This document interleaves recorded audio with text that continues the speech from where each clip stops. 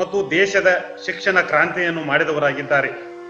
ರಾಜ್ಯ ಹಾಗೂ ದೇಶದಲ್ಲಿ 300ಕ್ಕೂ ಹೆಚ್ಚು ಶಿಕ್ಷಣ ಸಂಸ್ಥೆ ಶಿಕ್ಷಣವನ್ನು ನೀಡುತ್ತಾ ಬಂದಿದ್ದಾರೆ.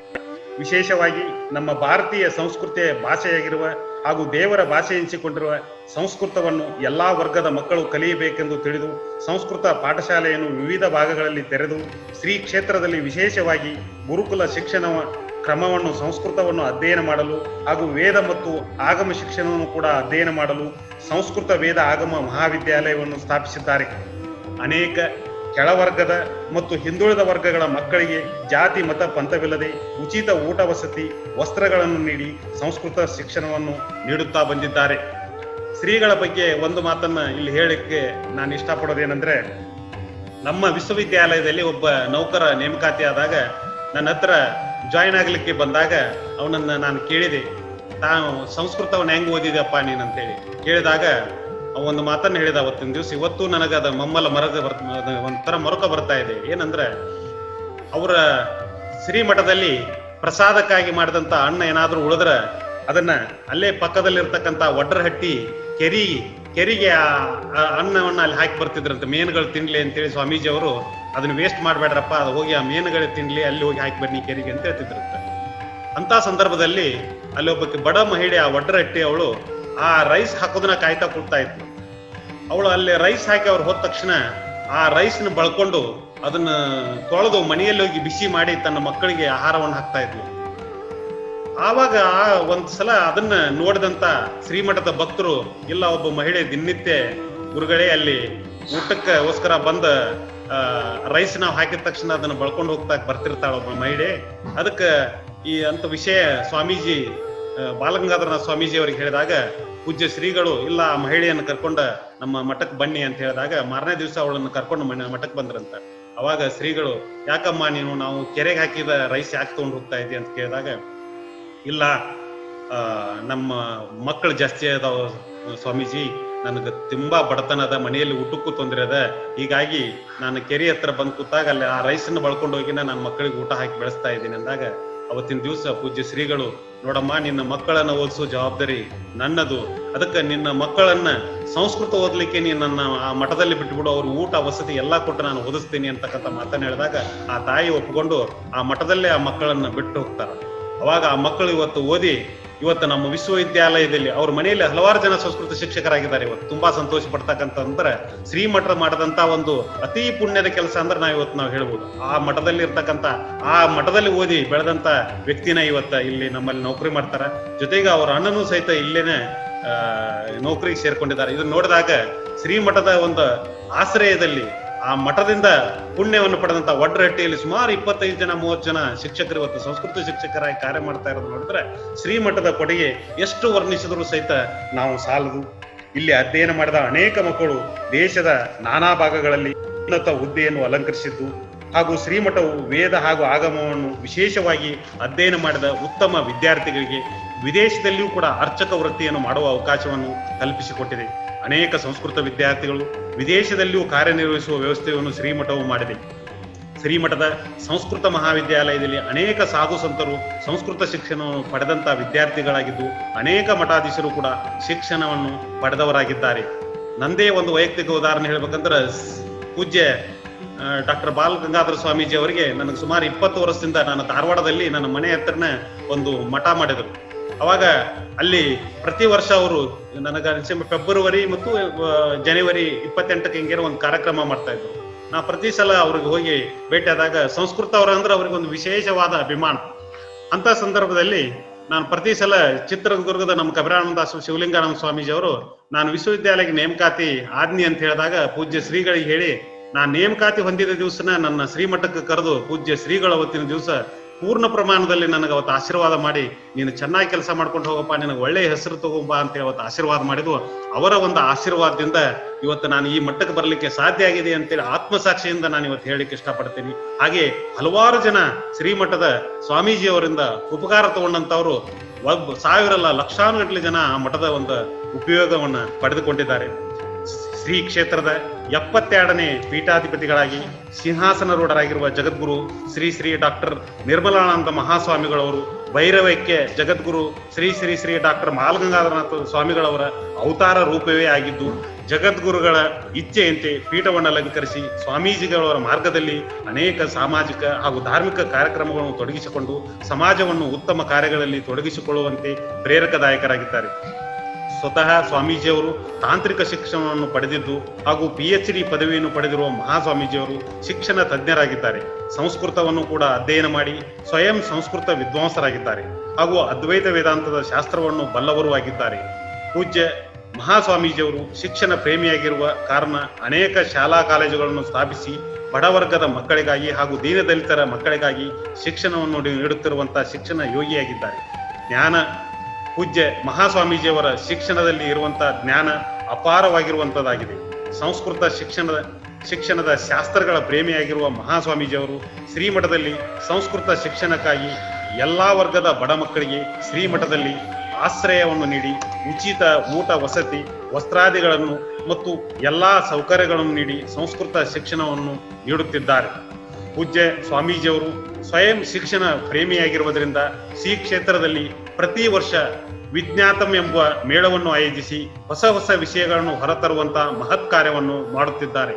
ಹಾಗೆ ಮಕ್ಕಳ ಬಗ್ಗೆ ಕಾಳಜಿಯುಳ್ಳಂತ ಪೂಜ್ಯ ಸ್ವಾಮೀಜಿಯವರು ಮಕ್ಕಳ ಪ್ರತಿಭೆಯನ್ನು ಹೊರತರಲು ಯುವ ಕವಿ ಸಮ್ಮೇಳನವನ್ನು ಪ್ರತಿ ವರ್ಷ ಆಯೋಜಿಸಿ ಉತ್ತಮ ಯುವ ಪ್ರತಿಭೆಯನ್ನು ಸಮಾಜಕ್ಕೆ ಪರಿಚಯಿಸುವ ಕಾಳಜಿಯನ್ನು ಹೊಂದಿದವರಾಗಿದ್ದಾರೆ. ಹೀಗೆ ಅನೇಕ ಸಮಾಜಮುಖಿಯಾದ ಕಾರ್ಯಗಳನ್ನು ಮಾಡುತ್ತಾ ಬಡವರು, ದೀನದಲಿತರು, ಹೀಗೆ ತುಳಿತಕ್ಕೊಳಗಾದವರು ಈ ಎಲ್ಲಾ ಜನರಿಗೂ ಶ್ರೀಮಠವು ಅನೇಕ ಸಮಾಜಮುಖಿಯಾದಂತಹ ಕಾರ್ಯಗಳಿಂದ ಮೇಲೆತ್ತುವ ಕೆಲಸವನ್ನು ಪೂಜ್ಯ ಸ್ವಾಮೀಜಿಯವರು ಈಗ ಸದ್ಯ ಮಾಡುತ್ತಿದ್ದಾರೆ. ಹಾಗೂ ಅನೇಕ ಆಸ್ತಿಕ ಸದ್ಭಕ್ತ ಮಹಾಶಯರುಗಳಿಗೆ ದಾರಿ ತೋರುವ ಮಹಾಗುರುವಾಗಿ, ಹಸಿದವರಿಗೆ ಅನ್ನವನ್ನು ನೀಡಿ ಜ್ಞಾನಾರ್ಥಿಗಳಿಗೆ ಜ್ಞಾನವನ್ನು ನೀಡುತ್ತಾ ಸಮಾಜದ ಉದ್ಧಾರವನ್ನು ಮಾಡುತ್ತಾ ಬಂದಿರುವ ಮಹಾಯೋಗಿಯಾಗಿರುವಂತಹ ಪೂಜ್ಯ ಮಹಾಸ್ವಾಮೀಜಿಯವರಿಗೆ ನಮ್ಮ ವಿಶ್ವವಿದ್ಯಾಲಯದ ವತಿಯಿಂದ ಹಾಗೂ ವೈಯಕ್ತಿಕವಾಗಿ ನಾನು ತುಂಬು ಹೃದಯದ ಸ್ವಾಗತ ಕೋರುತ್ತೇನೆ. ಹಾಗೇನೆ ಈ ಒಂದು ಕಾರ್ಯಕ್ರಮದಲ್ಲಿ ಉಪಸ್ಥಿತರಿರ್ತಕ್ಕಂಥ ಸಂಸ್ಕೃತ ಅಭಿಮಾನಿಗಳು ಮತ್ತು ಸ್ವತಃ ಒಬ್ಬ ಸೈಂಟಿಸ್ಟ್ ಆಗಿರ್ತಕ್ಕಂಥ ಡಾಕ್ಟರ್ ಸಚಿನ್ ಕಟಾಳೆ, ಸಹ ಸಂಪಾದಕರು ಸಂಭಾಷಣಾ ಸಂದೇಶ ಮಾಸಪತ್ರಿಕೆ, ಇವತ್ತು ನಮ್ಮ ಕರೆಗೆ ಹೋಗಟ್ಟು ಅವರು ಸಹಿತ ಇವತ್ತಿನ ಕಾರ್ಯಕ್ರಮದಲ್ಲಿ ಉಪಸ್ಥಿತರಿದ್ದಾರೆ. ಅವರಿಗೂ ಸಹಿತ ವೈಯಕ್ತಿಕವಾಗಿ ಹಾಗೂ ಸಂಸ್ಕೃತ ವಿಶ್ವವಿದ್ಯಾಲಯದ ವತಿಯಿಂದ ತುಂಬು ಹೃದಯದ ಸ್ವಾಗತ ಕೋರುತ್ತೇನೆ. ಹಾಗೆ ಈ ಕಾರ್ಯಕ್ರಮದ ಅಧ್ಯಕ್ಷತೆಯ ಸ್ಥಾನವನ್ನು ವಹಿಸಿರ್ತಕ್ಕಂಥ ಮಾನ್ಯ ಕುಲಪತಿಗಳಾದ ಪ್ರೊಫೆಸರ್ ಗಿರಿಶ್ಚಂದ್ರ ಅವರಿಗೆ ನಮ್ಮ ವೈಯಕ್ತಿಕವಾಗಿ ಹಾಗೂ ನಿರ್ದೇಶನಾಲಯದ ವತಿಯಿಂದ ತುಂಬು ಹೃದಯದ ಸ್ವಾಗತ ಕೋರುತ್ತೇನೆ. ಈ ಒಂದು ಕಾರ್ಯಕ್ರಮದಲ್ಲಿ ರಾಜ್ಯದಾದ್ಯಂತ ಸುಮಾರು 350 ಜನ ಶಿಕ್ಷಕರು ಈ ಒಂದು ಕಾರ್ಯಕ್ರಮದಲ್ಲಿ ಭಾಗವಹಿಸಿದ್ದಾರೆ.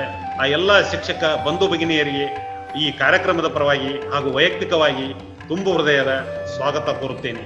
ಹಾಗೆ ಮತ್ತೊಮ್ಮೆ ಯಾವತ್ತು ಮಠದ ಭಕ್ತರು ಸಹಿತ ಬಹಳಷ್ಟು ಜನ ಇವತ್ತಿನ ಈ ಒಂದು ಕಾರ್ಯಕ್ರಮದಲ್ಲಿ ಜಾಯ್ನ್ ಆಗಿದ್ದಾರೆ. ಅವರೆಲ್ಲರಿಗೂ ಸ್ವಾಗತವನ್ನು ಕೋರುತ್ತಾ ನನ್ನ ಸ್ವಾಗತ ಭಾಷಣವನ್ನು ಮುಗಿಸುತ್ತೇನೆ. ಹಾಗೆ ಈಗ ಆರಂಭದಲ್ಲಿ ಈ ಒಂದು ಕಾರ್ಯಕ್ರಮದಲ್ಲಿ ಉಪಸ್ಥಿತರಿರ್ತಕ್ಕಂಥ ಡಾಕ್ಟರ್ ಸಚಿನ್ ಕಟಾಳೆ ಅವರು ಒಂದು 10 ನಿಮಿಷ ಅವರು ಮಾತನಾಡ್ತಾರ. ದಯವಿಟ್ಟು ಅವರಿಗೆ ಈಗ ಮಾತನಾಡಬೇಕಂತ ಕೇಳ್ಕೊಳ್ತೇನೆ. ಸರ್ವೇಭ್ಯಃ ನಮಃ. ಪೂಜನೀಯ ಸ್ವಾಮೀಜಿ, ವಿಶ್ವವಿದ್ಯಾಲಯस्य कुलपति महोदयः, अन्ये प्राध्यापकाः, एतस्य कार्यक्रमस्य वीक्षकाः, संस्कृतप्रेमिणः, सामान्यतया संस्कृतक्षेत्रे अथवा शिक्षणक्षेत्रे यदा पश्यामः एवं विज्ञानक्षेत्रं, वाणिज्यक्षेत्रं, कलाक्षेत्रम् इति पृथक् पृथक् क्षेत्रत्रयं वयं शृणुमः. आङ्ग्लभाषायां सैन्स्, कामर्स्, आर्ट्स् इति पृथक् पृथक् एव दृश्यते, श्रूयते च. तेन कारणेन विज्ञानक्षेत्रस्य कलाक्षेत्रे विद्यमानसंस्कृतस्य च न कोऽपि सम्बन्धः इति एका भ्रान्तिः शिक्षणक्षेत्रे अस्ति. वैदेशिक आक्रान्तः ये सन्ति, आक्रमणकर्तारः ये आसन्, तैः हेतुपूर्वकं संस्कृतस्य विज्ञानस्य च पृथक्करणं कृतम्. अतः संस्कृतभाषायाः विज्ञानस्य कोऽपि सम्बन्धः नास्ति इति एकः भागः, विज्ञाननिष्ठजीवनमेव श्रेष्ठजीवनम् इति अपरः भागः, एवं प्रचारद्वयं तैः तदा तदा कृतम्। अतः विज्ञाननिष्ठाः सर्वेपि जनाः दुर्दैवेन संस्कृतभाषायां किमपि नास्ति इति एकं वदन्तः तां भाषाम् उपेक्षया पश्यन्तः सन्ति इति एकं चित्रं निर्मितं। किन्तु वस्तुस्थितिः भिन्ना, केवलं न विपरीता अस्ति। उदाहरणार्थं कतिचित् अंशान् वदामि, अनन्तरं समयाभावः इति कारणेन कांश्चन अंशान् एव अत्र उपस्थापयितुम् अहं शक्ष्यामि इति तानेव उपस्थापयिष्यामि। अहं मूलतः विज्ञानछात्रः, सस्यशास्त्रं वनस्पतिशास्त्रं बॉटनी इति वदन्ति, सः मम मूलविषयः। BSc MSc इत्यादि समये यत् पठितं, सिलेबस् यत् पठितं, तत्र अङ्काः प्राप्ताः, प्रशंसाः प्राप्ताः इत्यादि विषयः, तत्र यद् अस्माभिः सिलेबस् मध्ये पठितं, who is a father of classification इति एकम् अस्ति। Who is the father of plant classification, वनस्पतीनां सस्यानां वर्गीकरणं केन कृतम् इति चेत् यूरोपीयानां केषाञ्चित् वैज्ञानिकानां नामानि आगच्छन्ति। अस्माभिः तदेव पठितं, तदेव लिखितं, तथा एव अङ्कः प्राप्तः, तदेव डिग्री अपि प्राप्तं। किन्तु वस्तुतः संस्कृतसाहित्यं यदि वयं पश्यामः, ऋग्वेदः, यजुर्वेदः, अथर्ववेदः, तदा आरभ्य वनस्पतीनां वर्गीकरणविषये, क्लासिफिकेशन् आफ् प्लांट्स् विषये एका स्पष्टा कल्पना अस्ति। किन्तु कस्मिन्नपि अभ्यासक्रमे, not in a single syllabus, एषः विषयः उल्लिखितः, कुत्रापि एतस्य उल्लेखः नास्ति। अतः एस् अ बॉटनिस्ट् संस्कृतभाषायामपि क्लासिफिकेशन् भवितुम् अर्हति वनस्पतीनाम् इति विषयः मया तु कदापि न ज्ञातः, यावत्पर्यन्तम् अहं संस्कृतं न अधिगतवान्। एवं सर्वेषु अपि विषयेषु एषः एव भागः भवति। अत्यन्तं प्रचलितम् उदाहरणं किञ्चन पाइथागोरस् थेरम् विषये अस्ति। पाइथागोरस् विषये मम कोऽपि विरोधः नास्ति, किन्तु पाइथागोरस्तः पूर्वं बोधायन नामकेन ऋषिणा, मुनिना, वैज्ञानिकेन सः एव सिद्धान्तः पाइथागोरस् अपेक्षया उत्तमरीत्या प्रतिपादितः, किन्तु अभ्यासक्रमे तद् न पाठ्यते। एवमेव यान् कानपि अंशान् वयं स्वीकुर्मः, सो कॉल्ड मॉडर्न सब्जेक्ट्स इति यदि चिन्तयामः, तर्हि ते अंशाः अस्माकं ग्रन्थेषु उल्लिखिताः अवश्यं सन्ति। अत्र अस्माभिः सर्वैः एका सावधानता, एका जागरूकता आश्रयणीया। अद्यत्वे विज्ञानक्षेत्रे यद्यदस्ति तद् सर्वम् अस्माकं ग्रन्थेषु अस्ति इति कथनं मूर्खत्वं, तद् न कथनीयं। किन्तु अद्य ये विषयाः सन्ति तेषां मूलभूताः अंशाः अस्माकं ग्रन्थेषु अवश्यम् आसन् इति वयं वक्तुं शक्नुमः। यदि मध्यकाले सामान्यतया 1300 वर्षाणि, 1300 and more वर्षाणि भारतदेशे बहूनि आक्रमणानि जातानि। तेषाम् आक्रमणकारणेन बहवः ग्रन्थाः नष्टाः, नाशिताः, विकृताः, दत्ताः। अतः भारतीय ज्ञानपरम्परायाः यद् रक्षणम्, अध्ययनं, प्रचारः इत्यादि यत् करणीयमासीत् तद् सर्वं कर्तुं वयं न शक्तवन्तः। किञ्च एतादृशः विषयः अस्माकम् अभ्यासक्रमे अपि न स्थापितः डिलिबरेट्लि, येन भारतविषये जनानाम् आत्मविश्वासः वर्धेत, स्वाभिमानस्य वृद्धिः भवेत्, तद् सर्वम् अभ्यासक्रमे न स्थापितम्। अहम् उदाहरणम् एकं किञ्चित् वदामि। श्लोकस्य शब्दः इतस्ततः भवेयुः कदाचित्, किन्तु भौतिकशास्त्रविषये, फिजिक्स् विषये कश्चन ग्रन्थः अस्ति, तत्र एवम् उच्यते, भ्रामकं चुम्बकं चैव कर्षकं द्रावकं तथा। अग्रे इतोपि एका पङ्क्तिः अस्ति, तद्विषये न गच्छामि। भ्रामकं चुम्बकं चैव कर्षकम् इति एतान् त्रीन् अंशान् वयं जानीमः। The metal which rotates, which help to in rotating, भ्रामयति। सर्वकारयानेषु, सर्व रेलयानेषु अपि तद् मैग्नेटिक पावर अस्ति, येन भ्रमणं भवति, रोटेटिंग भवति। सो भ्रामकम् अभवत्। चुम्बकम्, it is magnet, every one of us know about that. तृतीयम् अस्ति कर्षकम्, विच पुल्स। एतदपि चुम्बकस्य प्रकारं वयं सर्वे जानीमः। चतुर्थः प्रकारः तस्मिन् श्लोके उल्लिखितः अस्ति, द्रावकम्। एषः प्रकारः आधुनिकविज्ञानेन अद्यापि न ज्ञायते। The metal, the type of magnet which liquefies अस्माकं ग्रन्थे सः शब्दः उल्लिखितः यथा भ्रामकं कर्षकं चुम्बकम् इति शब्दाः सत्यतां भजन्ते तथा द्रावकम् इति शब्दाः अपि सत्यतां भजन्ते। किमर्थं तर्हि वैज्ञानिकजनाः एतस्य संशोधनं न कुर्युः? यदि संशोधनं करिष्यन्ति तर्हि द्रावकम् इति यः प्रकारः चुम्बकस्य अस्ति सोऽपि पदार्थः बहिरागन्तुं शक्नोति। इट् नीड्स् सम् स्टडी आफ् अवर् एन्शण्ट् ग्रन्थास्। अहम् उदाहरणार्थम् एकम् उक्तवान्। रसरत्नसमुच्चयः, रसार्णवतन्त्रम् इत्यादयः बहवः ग्रन्थाः सन्ति येषु ग्रन्थेषु वैज्ञानिकः अंशः प्रतिपादितः। अपरम् एकम् उदाहरणं वदामि, फिजिक्स् विषयकमेव। संस्थाप्य मृण्मये पात्रे ताम्रपत्रं सुसंस्कृतं छादयेत् शखिग्रीवेण इत्यादि एकः श्लोकः अस्ति।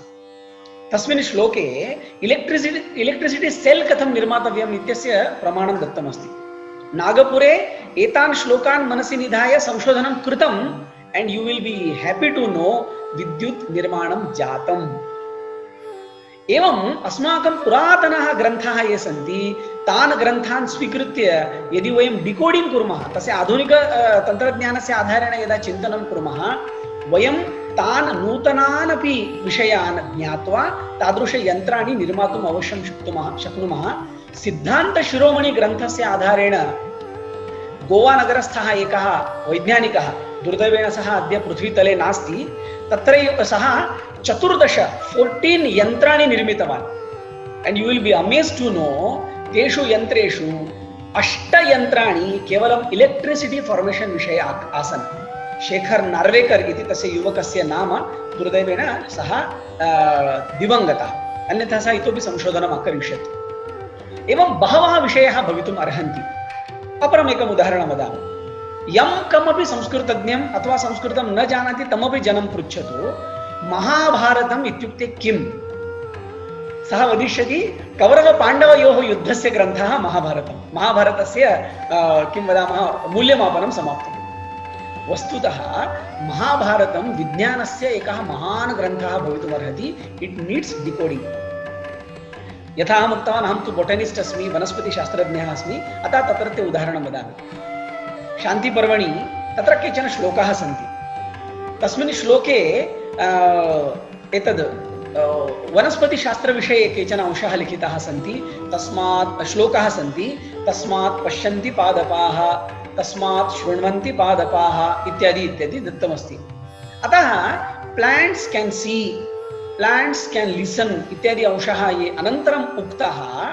जे.सी. बोस्, जगदीश चंद्र बोस् इति यः आसीत् वैज्ञानिकः, बोटनिस्ट् जनः, सः एतान् अंशान् एव अधीत्य प्रयोगान् कृतवान्। तस्य महत् एकं लैब् आसीत्, ओपन् लैब्, गार्डन् लैब् इति वयं वक्तुं शक्नुमः। एतान् प्रयोगान् सिद्धान् कृतवान्। तस्य कारणेन सः मरणोत्तरं नोबेल् प्रशस्तिं प्राप्तवान्। कृषिशास्त्रम् उदाहरणम् इतोपि एकं यदि वक्तव्यमस्ति, भारतस्य कृषिशास्त्रं तावत् विकसितम् आसीत्।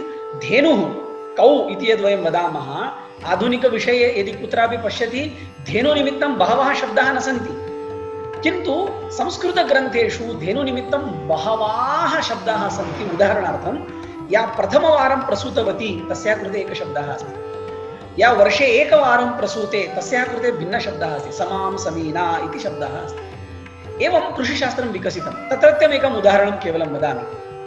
महाराष्ट्रे कोल्हापुर समीपे एका वैद्या अस्ति, वैद्या नाम डॉक्टर अस्ति, PhD डॉक्टर। कृषिक्षेत्रस्य अध्ययनं कृत्वा वराहमिहिरस्य ग्रन्थस्य अध्ययनं सा कृतवती। तद् कृत्वा सा भूजलस्य संशोधनस्य कतिचन फार्मुला उक्तवती। महाराष्ट्रे तस्मिन् समये अत्यन्तं दुर्भिक्षम् आसीत्, जलमेव न आसीत्। किन्तु विजया जोशी महोदया, नाम कदाचित् विजय इति अस्ति, अग्रे कदाचित् दोषः स्यात्, सा ग्रन्थस्य अध्ययनं कृत्वा बहूनि लक्षणानि एकत्र आनीतवती। अमुक एकः वृक्षः अस्ति चेत् जलम् अस्ति, अमुक एकः पक्षी अस्ति चेत् जलम् अस्ति इति कृत्वा सा तस्य फार्मुलेशन् कृतवती। भवतां सर्वेषाम् आनन्दाय भवेत्, आश्चर्याय भवेत्, अभिमानाय भवेत्। 300 कृषकाः, मोर् देन् 300 फार्मर्स्, दे आर् बेनिफिटेड्। एषा महोदय यत्र यत्र जलम् अस्ति इति उक्तवती, तत्र यदा कूपखननं कृतं प्रचण्डं जलं प्राप्तम्। अद्यत्वे सेटेलैट् द्वारा जल अन्वेषणं भवति, किन्तु तत् बहुधा फेल् भवति। किन्तु विजयदोषी महोदया यद् अन्वेषणं कृतवती तत्र तस्याः सक्सेस् पर्सेण्टेज् 95% इति अस्ति। एवं बोटनी भवतु, मैथमेटिक्स् भवतु, फिजिक्स् भवतु, बहवः अंशाः सन्ति ये अस्माकं ग्रन्थेषु श्लोकबद्धः सन्तः स्पष्टतया उक्ताः सन्ति। वयं सर्वे संस्कृतज्ञाः एतं कार्यक्रमम् आगतवन्तः स्मः। अग्रे वयं स्वामिनां मुखतः अपि बहून् अंशान् श्रोष्यामः। मम भवत्सु सर्वेषु निवेदनमस्ति, संस्कृतम् इस् इक्वल् टु रामा रामो रामा इति केवलं न। संस्कृतम् एका ज्ञानभाषा। यदि वयं संस्कृतं पठामः अस्माकं बुद्धेः विकासः भवति, न तु केवलं मार्क् लिस्ट् मध्ये मार्क्स् विकासः भवति।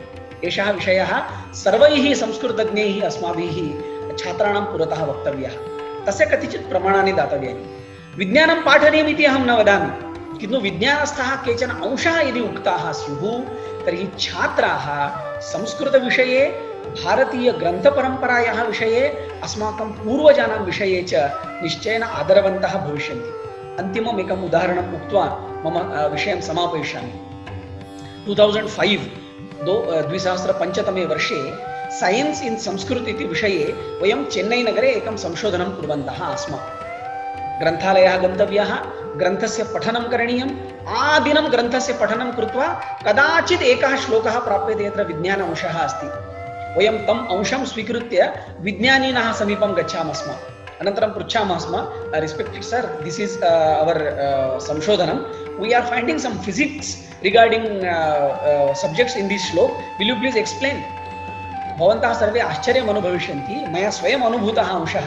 Head of the department of physics of one college in Chennai, he told me, stop this rubbish. India have had no knowledge about science. India is a country of fools. इति सः head of the department उक्तवान्। मम महान् खेदः जातः। विज्ञानं पठितवान् जनः भारतीय विज्ञानविषये एवम् उपेक्षाभावं प्राप्नोति, दर्शयति। यदि एते सर्वे जनाः अग्रे लीड् करिष्यन्ति ज्ञानस्य शाखां तर्हि भारतस्य दुर्दैवं महद् भविष्यति। अतः भवन्तः सर्वे कृपया उपेक्षाभावेन भारतीयग्रन्थान् न पश्येयुः, अपेक्षया पश्येयुः। ततः बहवः अंशाः अस्माभिः पठितुं शक्याः इति भावेन यदि पश्येयुः, संस्कृतस्य, भारतसंस्कृतग्रन्थेषु विद्यमानविज्ञानविषयस्य, तेन भारतस्य च भविष्यम् उज्ज्वलं भविष्यति इति मम विश्वासः। एतेन व्याख्यानमुखेन स्वामिनामपि दर्शनम् अभवत्, भवतां सर्वेषां संस्कृतज्ञानं दर्शनम् अभवत् इति सन्तुष्टः अस्मि। आयोजकेभ्यः धन्यवादान् वितीर्य मम वाणीम् अत्रैव विरमामि। वदतु संस्कृतं, जयतु भारतम्। ಧನ್ಯವಾದ। ಇವತ್ತಿನ ಶ್ರೀ ಡಾಕ್ಟರ್ ಸಚಿನ್ ಕಟಾಳೆ ಅವರು 10 ನಿಮಿಷದಲ್ಲಿ ಈ ಸಂಸ್ಕೃತವನ್ನು ಅಧ್ಯಯನ ಮಾಡಿದರೆ ಬುದ್ಧಿ ಮಟ್ಟ ಜಾಸ್ತಿ ಹೆಚ್ಚಾಗುತ್ತೆ ಅಂತಕ್ಕಂಥ ಮಾತನ್ನ ಹೇಳೋದರ ಮೂಲಕ ನಮಗೆ ಹಲವು ವಿಷಯಗಳನ್ನ ಇವತ್ತಿನ ದಿವಸ ತಿಳಿಸಿಕೊಟ್ಟಿದ್ದಾರೆ. ಮಹೋದಯ, ತಮಗೆ ತುಂಬ ಹೃದಯದ ಕೃತಜ್ಞತೆಗಳು. ಈಗ ಮಾನ್ಯ ಕುಲಪತಿಗಳು 2 ವಾಕ್ಯಗಳಲ್ಲಿ ತಮ್ಮ ಮಾತನಾಡಿ ಅಧ್ಯಕ್ಷೀಯ ಮಾತನಾಡಿ ಪೂಜ್ಯ ಶ್ರೀಗಳಿಗೆ ಅವಕಾಶ ಕೊಡಬೇಕಾಗಿ ತಮ್ಮಲ್ಲಿ ಕೇಳ್ಕೊಳ್ತೇನೆ. ಸಂಸ್ಕೃತ ಅಂದು ಇಂದು ಅಂತಕ್ಕಂತಹ ಸಂಸ್ಕೃತ ಮತ್ತು ವಿಜ್ಞಾನದ ವಿಷಯವನ್ನ ಕುರಿತಾಗಿ ಈ ದಿನ ಸಂಸ್ಕೃತ ಶಿಕ್ಷಣ ನಿರ್ದೇಶನಾಲಯದಿಂದ ವಿಶೇಷ ಉಪನ್ಯಾಸ ಮಾಲಿಕೆ ನಡೀತಾ ಇದೆ. ಇಂದಿನ ಈ ಕಾರ್ಯಕ್ರಮದ ದಿವ್ಯ ಸಾನ್ನಿಧ್ಯವನ್ನು ವಹಿಸಿರ್ತಕ್ಕಂತಹ ಜಗದ್ಗುರುಗಳಾಗಿರ್ತಕ್ಕಂತಹ ಡಾಕ್ಟರ್ ಶ್ರೀ ಶ್ರೀ ಶ್ರೀ ನಿರ್ಮಲಾನಂದನಾಥ ಮಹಾಸ್ವಾಮಿಗಳ ಪಾದಾರವಿಂದಗಳಿಗೆ ನಾನು ನಮಸ್ಕಾರಗಳನ್ನು ಸಲ್ಲಿಸ್ತೇನೆ. ಹಾಗೆ ಇಲ್ಲಿಯವರೆಗೆ ಮಾತನಾಡಿದಂತಹ ಡಾಕ್ಟರ್ ಸಚಿನ್ ಕಟಾಳೆ ಅವರನ್ನ ನಾನು ಅವರಿಗೆ ಅಭಿನಂದನೆಗಳನ್ನ ಸಲ್ಲಿಸ್ತೇನೆ. ಮತ್ತೆ ಈ ಕಾರ್ಯಕ್ರಮವನ್ನು ಅಚ್ಚುಕಟ್ಟಾಗಿ ಆಯೋಜನೆ ಮಾಡಿರ್ತಕ್ಕಂತಹ ಸಂಸ್ಕೃತ ಶಿಕ್ಷಣ ನಿರ್ದೇಶನಾಲಯದ ನಿರ್ದೇಶಕರಾಗಿರ್ತಕ್ಕಂತಹ ಡಾಕ್ಟರ್ ಪ್ರಕಾಶ್ ಪಾಗೋಜಿ ಅವರಿಗೆ ಅವ್ರನ್ನು ಕೂಡ ಅಭಿನಂದಿಸ್ತಾ ಇದ್ದೀನಿ. ಮತ್ತೆ ಈ ಕಾರ್ಯಕ್ರಮದಲ್ಲಿ ಭಾಗಿಯಾಗಿರ್ತಕ್ಕಂತಹ ಎಲ್ಲಾ ಶಿಕ್ಷಕ ವೃಂದದವರಿಗೆ ನನ್ನ ನಮಸ್ಕಾರಗಳನ್ನು ತಿಳಿಸ್ತಾ ಇದ್ದೀನಿ. ಮೊದಲನೇದಾಗಿ ಸಂಸ್ಕೃತ ಮತ್ತು ವಿಜ್ಞಾನ ಅಂತಕ್ಕಂತಹ ಒಂದು ಉತ್ತಮ ವಿಷಯವನ್ನ ಇಟ್ಟುಕೊಂಡು ಈ ದಿನ ವಿಶೇಷ ಉಪನ್ಯಾಸ ಮಾಲಿಕೆ ನಡೆಸ್ತಿರ್ತಕ್ಕಂಥದ್ದು ತುಂಬಾ ಸಂತೋಷದ ವಿಚಾರ. ಹಾಗಾದ್ರೆ ವೈಜ್ಞಾನಿಕ ಲೋಕಕ್ಕೆ ಸಂಸ್ಕೃತ ಸಾಹಿತ್ಯದ ಕೊಡುಗೆ ಅಪಾರವಾಗಿರ್ತಕ್ಕಂತಹ ಇಂತಹ ಸಂದರ್ಭದಲ್ಲಿ ಹಲವಾರು ಶಾಸ್ತ್ರಗಳಲ್ಲಿ, ರಸಾಯನಶಾಸ್ತ್ರ, ಗಣಿತ, ಜೀವ ಜ್ಯೋತಿಷ್ಯ ಶಾಸ್ತ್ರ ಮುಂತಾದವುಗಳಲ್ಲಿ ಪ್ರಗತಿ ಕಂಡಿರ್ತಕ್ಕಂಥದನ್ನ ನಾವು ನೋಡಬಹುದು. ಮೊದಲನೇದಾಗಿ ಗಣಿತ ಶಾಸ್ತ್ರದಲ್ಲಿ ಸಂಸ್ಕೃತದ ಕೊಡುಗೆ ಏನಿದೆ ಅಂದ್ರೆ, ಇಡೀ ಜಗತ್ತಿಗೆ ಸೊನ್ನೆಯನ್ನ ಪರಿಚಯಿಸಿದವರು ಭಾರತೀಯರು. ಆರ್ಯಭಟನು ಮಂಡಿಸಿದಂತಹ ಶೂನ್ಯದ ಕಲ್ಪನೆಯೇ ವೈಜ್ಞಾನಿಕ ಲೋಕದಲ್ಲಿ ಒಂದು ವಿನೂತನ ಪರಿವರ್ತನೆಯನ್ನ ತಂದುಕೊಟ್ಟಿದ್ದನ್ನ ನಾವು ಗಮನಿಸಬಹುದು. ಶ್ರೀಪತಿ ಗಣಿತ ಪದ್ಧತಿ ಹಾಗೂ ಭಾಸ್ಕರಾಚಾರ್ಯನ ಲೀಲಾವತಿ ಅದು ಅತ್ಯಂತ ಪ್ರಸಿದ್ಧವಾದ ಸಂಸ್ಕೃತ ಗಣಿತ ಗ್ರಂಥ. ಹಾಗೆಯೇ ಭಾಸ್ಕರಾಚಾರ್ಯನ ಬೀಜಗಣಿತದ ಚಕ್ರವಾಳ ಪದ್ಧತಿಯನ್ನ ಪ್ರಾಚೀನ ಕಾಲದಲ್ಲಿಯೇ ನಾವು ನೋಡಬಹುದಾಗಿದೆ. ವೈದಿಕ ಗಣಿತ ಅತ್ಯಂತ ಪ್ರೌಢವಾದ ಗಣಿತ ಸಿದ್ಧಾಂತಗಳನ್ನು ಹೊಂದಿರತಕ್ಕಂತಹದನ್ನ ನಾವು ನೋಡಬಹುದು. ಶುಲ್ಬ ಸೂತ್ರಗಳಲ್ಲಿ ಜಿಯೋಮೆಟ್ರಿಕ್ಗೆ ಸಂಬಂಧಿಸಿದ ಸಿದ್ಧಾಂತಗಳನ್ನ ನಾವು ನೋಡಬಹುದು. ನಾಸಾದ ವಿಜ್ಞಾನಿಯಾಗಿದ್ದಂತಹ ಬ್ರಿಕ್ಸ್ ರವರು 1985ರಲ್ಲಿ ಪ್ರಕಟಿಸಿದಂತಹ knowledge representation in Sanskrit and artificial intelligence ಎಂಬ ತಮ್ಮ ಸಂಶೋಧನಾ ಲೇಖನದಲ್ಲಿ ಸಂಸ್ಕೃತ ಹೇಗೆ ಕಂಪ್ಯೂಟರ್ಗೆ ಸೂಕ್ತವಾದ ಭಾಷೆ ಅನ್ನೋದನ್ನ ಅವ್ರು ತಿಳಿಸಿರ್ತಕ್ಕಂತಹದನ್ನ ನಾವು ನೋಡಬಹುದು. ಹಾಗೆ ಭೌತಶಾಸ್ತ್ರಕ್ಕೆ ಕಣಾದ ಮಹರ್ಷಿಗಳು ನೀಡಿರ್ತಕ್ಕಂತಹ ಕೊಡುಗೆಯನ್ನು ನಾವು ಗಮನಿಸಬಹುದು. ಅವರ ವೈಶೇಷಿಕ ಸೂತ್ರ, ಪರಮಾಣುಗಳು, ಪರಮಾಣು ಸಿದ್ಧಾಂತ, ಆಟಮಿಕ್ ಥಿಯರಿಯನ್ನು ಕೂಡ ನಾವು ನೋಡಬಹುದಾಗಿದೆ. ಹಾಗೆಯೇ ಪರಮಾಣುವಿನಲ್ಲಿ ಇರ್ತಕ್ಕಂತಹ ಪ್ರಭಾವ, ಆಕೃತಿ ಮುಂತಾದವುಗಳನ್ನ ಕಣಾದ ಸ್ಪಷ್ಟವಾಗಿ ತಿಳಿಸಿರ್ತಕ್ಕಂತಹದನ್ನ ನಾವು ಗಮನಿಸಬಹುದು. ಪರಮಾಣುವಿನ ದ್ವೇಣುಕ ಇದರಿಂದ ಅಂದ್ರೆ ಮಾಲಿಕ್ಯೂಲ್ ಅಂತಕ್ಕಂಥದ್ದು. ರೇಣುಕ ಅಂದಾಗ ಇದು ಕಾಂಪೌಂಡ್ ಮಾಲಿಕ್ಯೂಲ್, ಇದರಿಂದ ಚತುರಣುಕ ಕಾಂಪ್ಲೆಕ್ಸ್ ಮಾಲಿಕ್ಯೂಲ್ ಹುಟ್ಟುತ್ತದೆ ಅನ್ನೋದು ಪರಮಾಣು ಶಾಸ್ತ್ರಕ್ಕೆ ಅತಿ ದೊಡ್ಡ ಕೊಡುಗೆಯನ್ನ ಕಣಾದವರು ನೀಡಿರ್ತಕ್ಕಂಥದ್ದು. ಆಧುನಿಕ ವಿಜ್ಞಾನದಲ್ಲಿ ಡೆಲ್ಟನ್ಸ್ ಆಟಮಿಕ್ ಮಾಡೆಲ್, ರುದರ್ಫೋರ್ಡ್ ನ ಆಟಮಿಕ್ ಮಾಡೆಲ್ ಮತ್ತು ಮ್ಯಾಕ್ಸ್ ಪ್ಲಾಂಕ್ ನ ಆಟಮಿಕ್ ಮಾಡೆಲ್ ಇದ್ದಂತೆ ಪ್ರಾಚೀನ ಸಂಸ್ಕೃತ ವಿಜ್ಞಾನದಲ್ಲಿ ಕಣಾದರ ಆಟಮಿಕ್ ಮಾಡೆಲ್ ಇದ್ದಿತ್ತು ಅನ್ನೋದನ್ನ ನಾವು ತಿಳ್ಕೊಳ್ಬಹುದು. ಇನ್ನು ಜಗತ್ತಿನ ಸೃಷ್ಟಿಯನ್ನ ಗಮನಿಸೋದಾದ್ರೆ ಕಾಸ್ಮೋಲಾಜಿಯಲ್ಲೂ ಕೂಡ ಅನೇಕ ವೈಜ್ಞಾನಿಕ ಅಂಶಗಳಿರೋದನ್ನ ನಾವು ನೋಡಬಹುದು. ಈಗ ಆಕಾಶದಿಂದ ವಾಯು, ವಾಯುವಿನಿಂದ ಅಗ್ನಿ, ಅಗ್ನಿಯಿಂದ ಜಲ, ಜಲದಿಂದ ಪೃಥ್ವಿ ಉತ್ಪನ್ನ ಆಗಿದೆ ಅಂತ. ಅದು ಹೇಗೆ ಅಂದ್ರೆ ಆಕಾಶ ಅಂದ್ರೆ ಈಥರ್ ಮೀಡಿಯಂ ಅಂತಕ್ಕಂಥದ್ದು, ವಾಯುವಿನಿಂದ ಅಗ್ನಿ, ಗಾಳಿ ಪ್ರಸರಣ ಮಾಡೋದಕ್ಕೆ ವೈಂಡ್ ಈಥರ್ನ ಅವಶ್ಯಕ, ಗಾಳಿ ಇದ್ದಲ್ಲಿ ಅಗ್ನಿ ಹುಟ್ಟುತ್ತೆ ಅಂತಕ್ಕಂಥದ್ದು ಇದು ವಿಜ್ಞಾನವು ಒಪ್ಪಿರ್ತಕ್ಕಂತಹ ಮಾತು. ಗಾಳಿಯು ಆಕ್ಸಿಜನ್ ಇಲ್ಲದಿದ್ರೆ ಅಗ್ನಿ ಉರಿಯಲ್ಲ ಅಂತಕ್ಕಂಥದ್ದು. ಅಗ್ನಿಯಿಂದ ಜಲ ಅಂದ್ರೆ ನೀರಿನ ಉತ್ಪತ್ತಿ, ಏಕೆಂದ್ರೆ ಆಧುನಿಕ ವಿಜ್ಞಾನದಂತೆ ನೀರು H2O, ಹಾಗಾಗಿ ಹೈಡ್ರೋಜನ್ನಿನ 2 ಪರಮಾಣು, ಆಮ್ಲಜನಕ ಆಕ್ಸಿಜನ್ ನ 1 ಪರಮಾಣು ಸೇರಿ ಜಲ ಆಗುತ್ತೆ ಅಂತಕ್ಕಂತಹದ್ದು. ಈ ಫ್ಯೂಷನ್ಗೆ ಅಗ್ನಿ ಅಂದ್ರೆ ಎನರ್ಜಿ ಅತ್ಯವಶ್ಯಕ ಅಂತಕ್ಕಂತಹ ವಿಚಾರವನ್ನ ನಾವು ತಿಳ್ಕೊಳ್ಬಹುದಾಗಿದೆ. ಮತ್ತೆ ಜಲದಿಂದ ಪೃಥ್ವಿ, ಜಲದಿಂದ ನಾನಾ ಬಗೆಯಾದ ಜಂತುಗಳು, ಮರಗಿಡಗಳು ಹುಟ್ಟುತ್ತವೆ. ಪೃಥ್ವಿ ಹೀಗಾಗಿ ಪಂಚೀಕರಣ ಪ್ರಕ್ರಿಯೆಯನ್ನು ಗಮನಿಸಿದಾಗ ವಿಜ್ಞಾನಕ್ಕೆ ಇದು ಸರಿ ಹೊಂದುತ್ತೆ ಅಂತ. ಸಾಯಣರ ಋಗ್ವೇದ ಭಾಷೆಯಲ್ಲಿ ಬೆಳಕಿನ ವೇಗ ಅಂದ್ರೆ ವೆಲಾಸಿಟಿ ಆಫ್ ಲೈಟ್ ಇದರ ಉಲ್ಲೇಖ ಇರತಕ್ಕಂತಹದ್ದನ್ನು ನೋಡಬಹುದು. ಆರ್ಯಭಟರ ಸೂರ್ಯ ಸಿದ್ಧಾಂತದಲ್ಲಿ ಸೂರ್ಯ, ಚಂದ್ರ ಮೊದಲಾದ ಗ್ರಹಗಳನ್ನ ನಾವು ತಿಳ್ಕೊಳ್ಬಹುದು. ಅದೇ ರೀತಿಯಲ್ಲಿ ಅಸ್ಟ್ರೋನಾಮಿ, ಜ್ಯೋತಿಷ್ಯ ಶಾಸ್ತ್ರದಲ್ಲಿ ಕೂಡ ಭಾಸ್ಕರಾಚಾರ್ಯ, ವರಾಹ ಮಿಹಿರ, ಬ್ರಹ್ಮಗುಪ್ತ ಮುಂತಾದವರ ಕೊಡುಗೆಗಳನ್ನು ನಾವು ನೋಡಬಹುದು. ಇನ್ನು ರಸಾಯನ ಶಾಸ್ತ್ರಕ್ಕೆ ಸಂಬಂಧಪಟ್ಟ ಹಾಗೆ ನವದೆಹಲಿಯಲ್ಲಿ ಇರ್ತಕ್ಕಂತಹ ತುಕ್ಕು ಹಿಡಿಯದ ಕಬ್ಬಿಣದ ಕಂಬವೇ ಸಾಕ್ಷಿ ಅಂತಕ್ಕಂಥದ್ದು. ಅಲ್ಕೆಮಿ ಇದರಲ್ಲಿ ಹೆಚ್ಚಿನ ವಿಚಾರಗಳನ್ನ ತಂದಿರ್ತಕ್ಕಂಥವ್ರು ಆಚಾರ್ಯ ನಾಗಾರ್ಜುನಾದಿ ಪಂಡಿತರು ಸಂಶೋಧನೆ ಮಾಡಿರ್ತಕ್ಕಂಥ ವಿಚಾರಗಳನ್ನ ನಾವು ನೋಡಬಹುದು. ಆದ್ರೆ ದುರದೃಷ್ಟವಶಾತ್ ಅದು ನಮಗೆ ಸಿಕ್ಕಿಲ್ಲ ಅಂತಕ್ಕಂಥದ್ದು. ಎಂಜಿನಿಯರಿಂಗ್ ವಿಭಾಗದಲ್ಲೂ ಸಾಕಷ್ಟು ಕೆಲಸಗಳು ಆಗಿದೆ ಅಂತಕ್ಕಂಥದ್ದು, ತುಂಬಾ ಹಿಂದೆಯೇ ಆಗಿದೆ ಅಂತಕ್ಕಂಥದ್ದನ್ನ ನಾವು ಗಮನಿಸಬಹುದಾಗಿದೆ. ಆಯುರ್ವೇದ ಶಾಸ್ತ್ರದಲ್ಲೂ ಕೂಡ ಚರಕ, ಶುಶ್ರೂಷಾದಿ ಇತ್ಯಾದಿಗಳ ಗ್ರಂಥಗಳಲ್ಲಿ ಪ್ಲಾಸ್ಟಿಕ್ ಸರ್ಜರಿ, ಕಣ್ಣಿನ ಕ್ಯಾಟರಾಕ್ಟ್ ಈ ರೀತಿಯ ಸರ್ಜರಿಗಳಾಗಿರ್ತಕ್ಕಂಥದ್ದನ್ನ ನಾವು ಗಮನಿಸಬಹುದು. ಮತ್ತೆ ಕೊರೋನಾದ ಸನ್ನಿವೇಶದಲ್ಲಿ ಅನೇಕ ಆಯುರ್ವೇದ ಗ್ರಂಥಗಳು ಮತ್ತೆ ಯೋಗಕ್ಕೆ ಹೆಚ್ಚಿನ ಮನ್ನಣೆ ಸಿಕ್ಕಿರ್ತಕ್ಕಂಥದ್ದು. ಪ್ರಾಣಾಯಾಮ, ಧ್ಯಾನ ಮತ್ತೆ ವಿವಿಧ ಆಸನಗಳ ಮೂಲಕ ಎಲ್ಲ ಜನರು ತಮ್ಮ ಆರೋಗ್ಯನ ಸುಸ್ಥಿತಿಯಲ್ಲಿ ಇಟ್ಟಿರ್ತಕ್ಕಂಥದ್ದನ್ನ ನಾವು ನೋಡಬಹುದು. ಇನ್ನು ಭಾರದ್ವಾಜ ಮುನಿ ವಿರಚಿತ ವೈಮಾನಿಕ ಶಾಸ್ತ್ರದ ಮೇಲೆ ಇಂದಿಗೂ ಕೂಡ ಸಂಶೋಧನೆಗಳು ನಿರಂತರವಾಗಿ ನಡೀತಾ ಇರ್ತಕ್ಕಂಥದ್ದನ್ನ ನಾವು ನೋಡಬಹುದಾಗಿದೆ. ಹೀಗೆ ಇದ್ರ ವಿಚಾರವಾಗಿ ಹೇಳ್ತಾ ಹೋದ್ರ ಸಾಕಷ್ಟು ವಿಚಾರಗಳು ನಮ್ಗೆ ನಮ್ಮ ಪ್ರಾಚೀನ ಸಂಸ್ಕೃತ ಸಾಹಿತ್ಯದಲ್ಲಿ ಈ ವಿಜ್ಞಾನಕ್ಕೆ ಸಂಬಂಧಪಟ್ಟಿದ್ದು ಹೆಚ್ಚು ವಿಚಾರಗಳು ತಿಳಿತವೆ. ಸಮಯಾವಕಾಶ ಕಮ್ಮಿ ಇರೋದ್ರಿಂದ ಇದನ್ನ ಮುಂದಿನ ದಿನಗಳಲ್ಲಿ ನಾನು ತಿಳಿಯಪಡಿಸ್ತೇನೆ ಅಂತ ಹೇಳದೆ ಈ ಕಾರ್ಯಕ್ರಮಕ್ಕೆ ಆಗಮಿಸಿ ನಮಗೆ ಆಶೀರ್ವಚನ ನೀಡ್ತಾ ಇರತಕ್ಕಂತಹ ನಿರ್ಮಲಾನಂದನಾಥ ಮಹಾಸ್ವಾಮಿಗಳ ಪಾದಾರವಿಂದಗಳಿಗೆ ಮತ್ತೊಮ್ಮೆ ನನ್ನ ನಮಸ್ಕಾರಗಳನ್ನು ಸಲ್ಲಿಸ್ತಾ, ಅದೇ ರೀತಿಯಲ್ಲಿ ಡಾಕ್ಟರ್ ಸಚಿನ್ ಕಟಾಳೆ ಅವ್ರಿಗೂ ಕೂಡ ನಾನು ಅಭಿನಂದನೆಗಳನ್ನು ಸಲ್ಲಿಸ್ತಾ, ಭಾಗವಹಿಸಿರ್ತಕ್ಕಂಥ ಎಲ್ಲರಿಗೂ ಮತ್ತೊಮ್ಮೆ ನಮಸ್ಕಾರಗಳನ್ನು ಸಲ್ಲಿಸಿ ನನ್ನ ಮಾತನ್ನು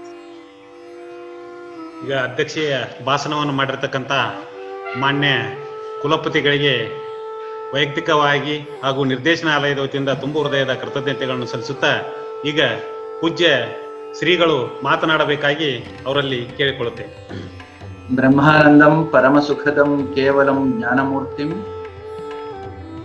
ದ್ವಂದ್ವಾತೀತಂ ಗಗನ ಸದೃಶಂ ತತ್ವಮಸ್ಯಾದಿ ಲಕ್ಷ್ಯಂ ಏಕಂ ನಿತ್ಯಂ ವಿಮಲಂ ಅಚಲಂ ಸರ್ವಧಿ ಸಾಕ್ಷಿಭೂತಂ ಭಾವಾತೀತಂ ತ್ರಿಗುಣರಹಿತಂ ಸದ್ಗುರುಂ ತಂ ನಮಾಮಿ. ಶ್ರೀ ವಿದ್ಯಾಂ ಜಗತಾಂ ಧಾತ್ರಿಂ ಸರ್ಗಸ್ಥಿತಿಲಯೇಶ್ವರೀಂ ನಮಾಮಿ ಲಲಿತಾಂ ನಿತ್ಯಾಂ ಮಹಾ ತ್ರಿಪುರ ಸುಂದರೀಂ.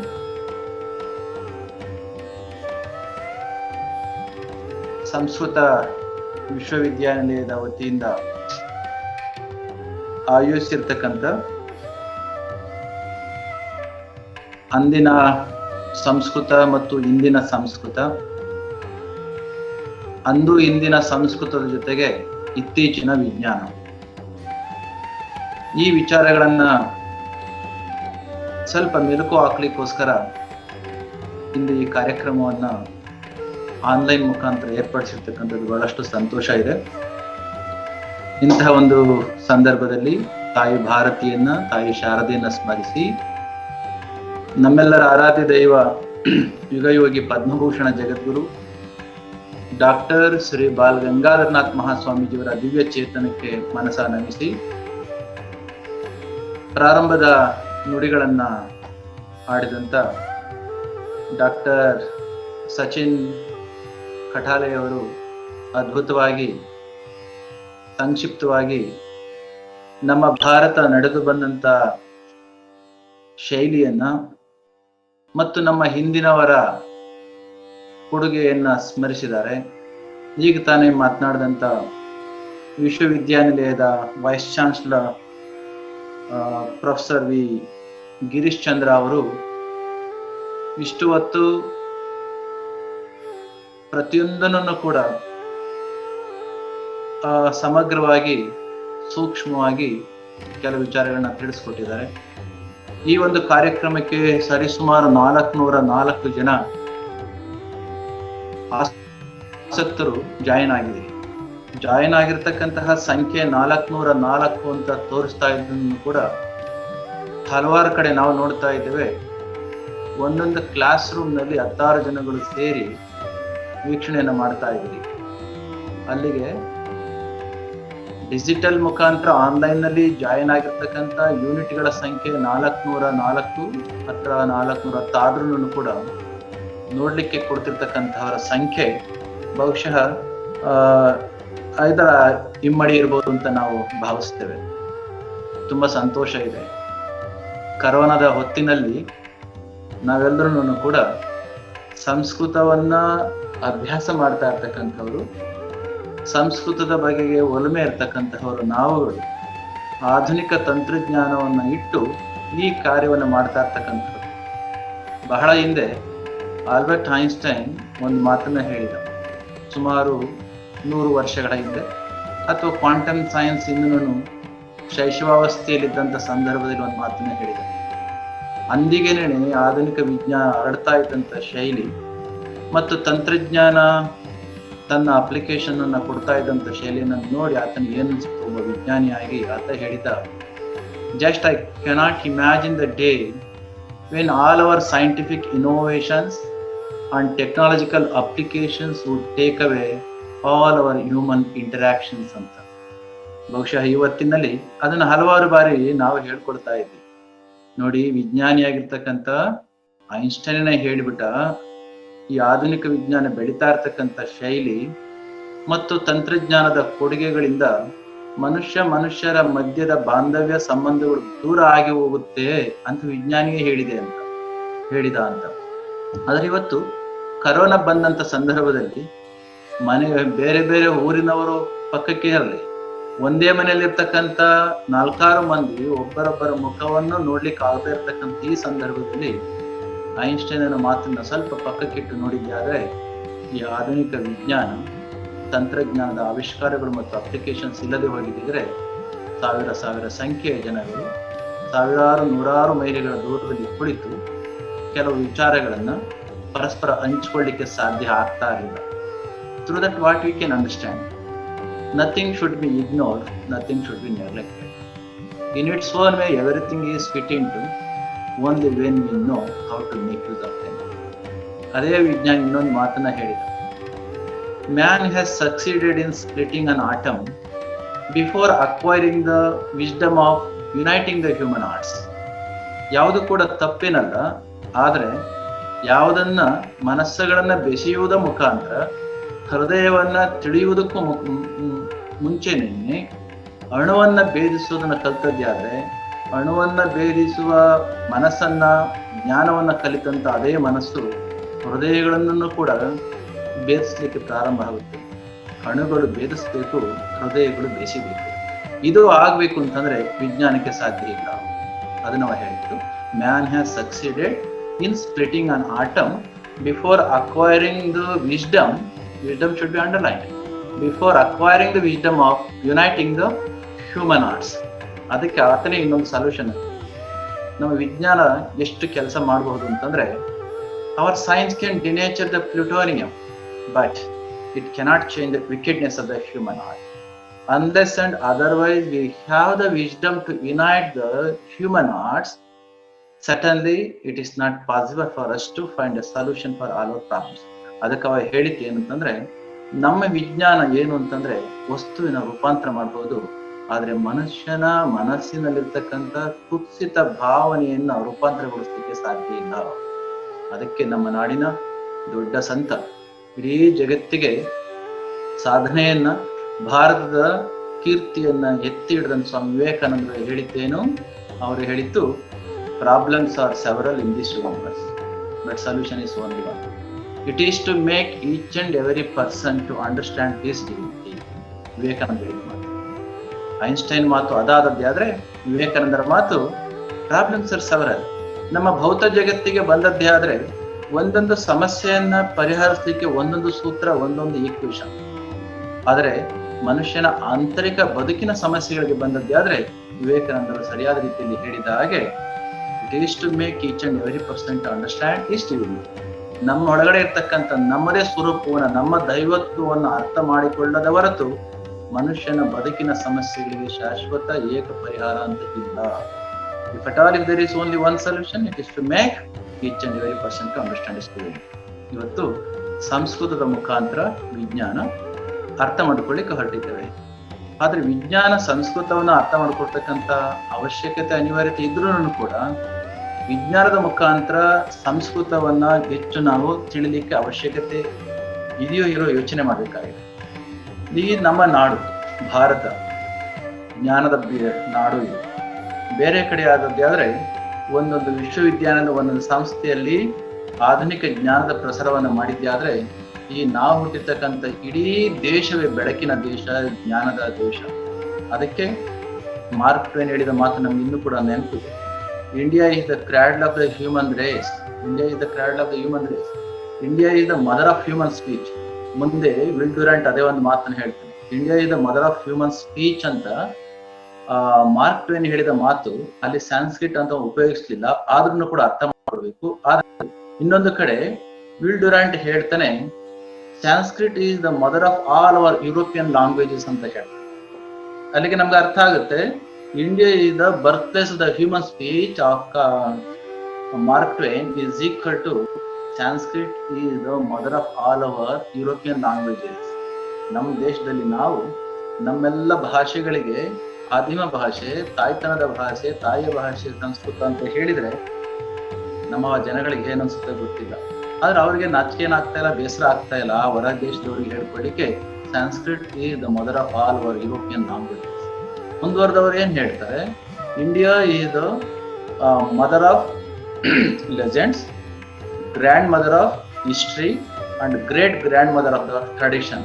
ಈ ಮಾತುಗಳನ್ನ ಕೇಳ್ತಾ ಇದ್ದದೆ ಆದ್ರೆ ಅವರು ಸುಮ್ಮನೆ ಹೇಳಿದ್ದಲ್ಲ, ನಮ್ಮ ದೇಶದ ಕೇವಲ ಇತಿಹಾಸವನ್ನು ಅಧ್ಯಯನ ಮಾಡಿದ್ದಲ್ಲ, ಈ ಭೂಖಂಡದ ಮೇಲಿರ್ತಕ್ಕಂಥ 200ಕ್ಕೂ ಹೆಚ್ಚಿನ ದೇಶಗಳ ಇತಿಹಾಸವನ್ನ ಆಮೂಲಾಗ್ರವಾಗಿ ಶತಮಾನಗಳ ಕಾಲ ಆಗಿ ಹೋಗಿರ್ತಕ್ಕಂಥ ಆಯಾ ದೇಶಗಳ ಇತಿಹಾಸವನ್ನ ಅಧ್ಯಯನವನ್ನ ಮಾಡಿ ಕೊನೆಗೆ ಅವರು ಕೊಟ್ಟಂತ conclusion, India is the human, India is the cradle of human race.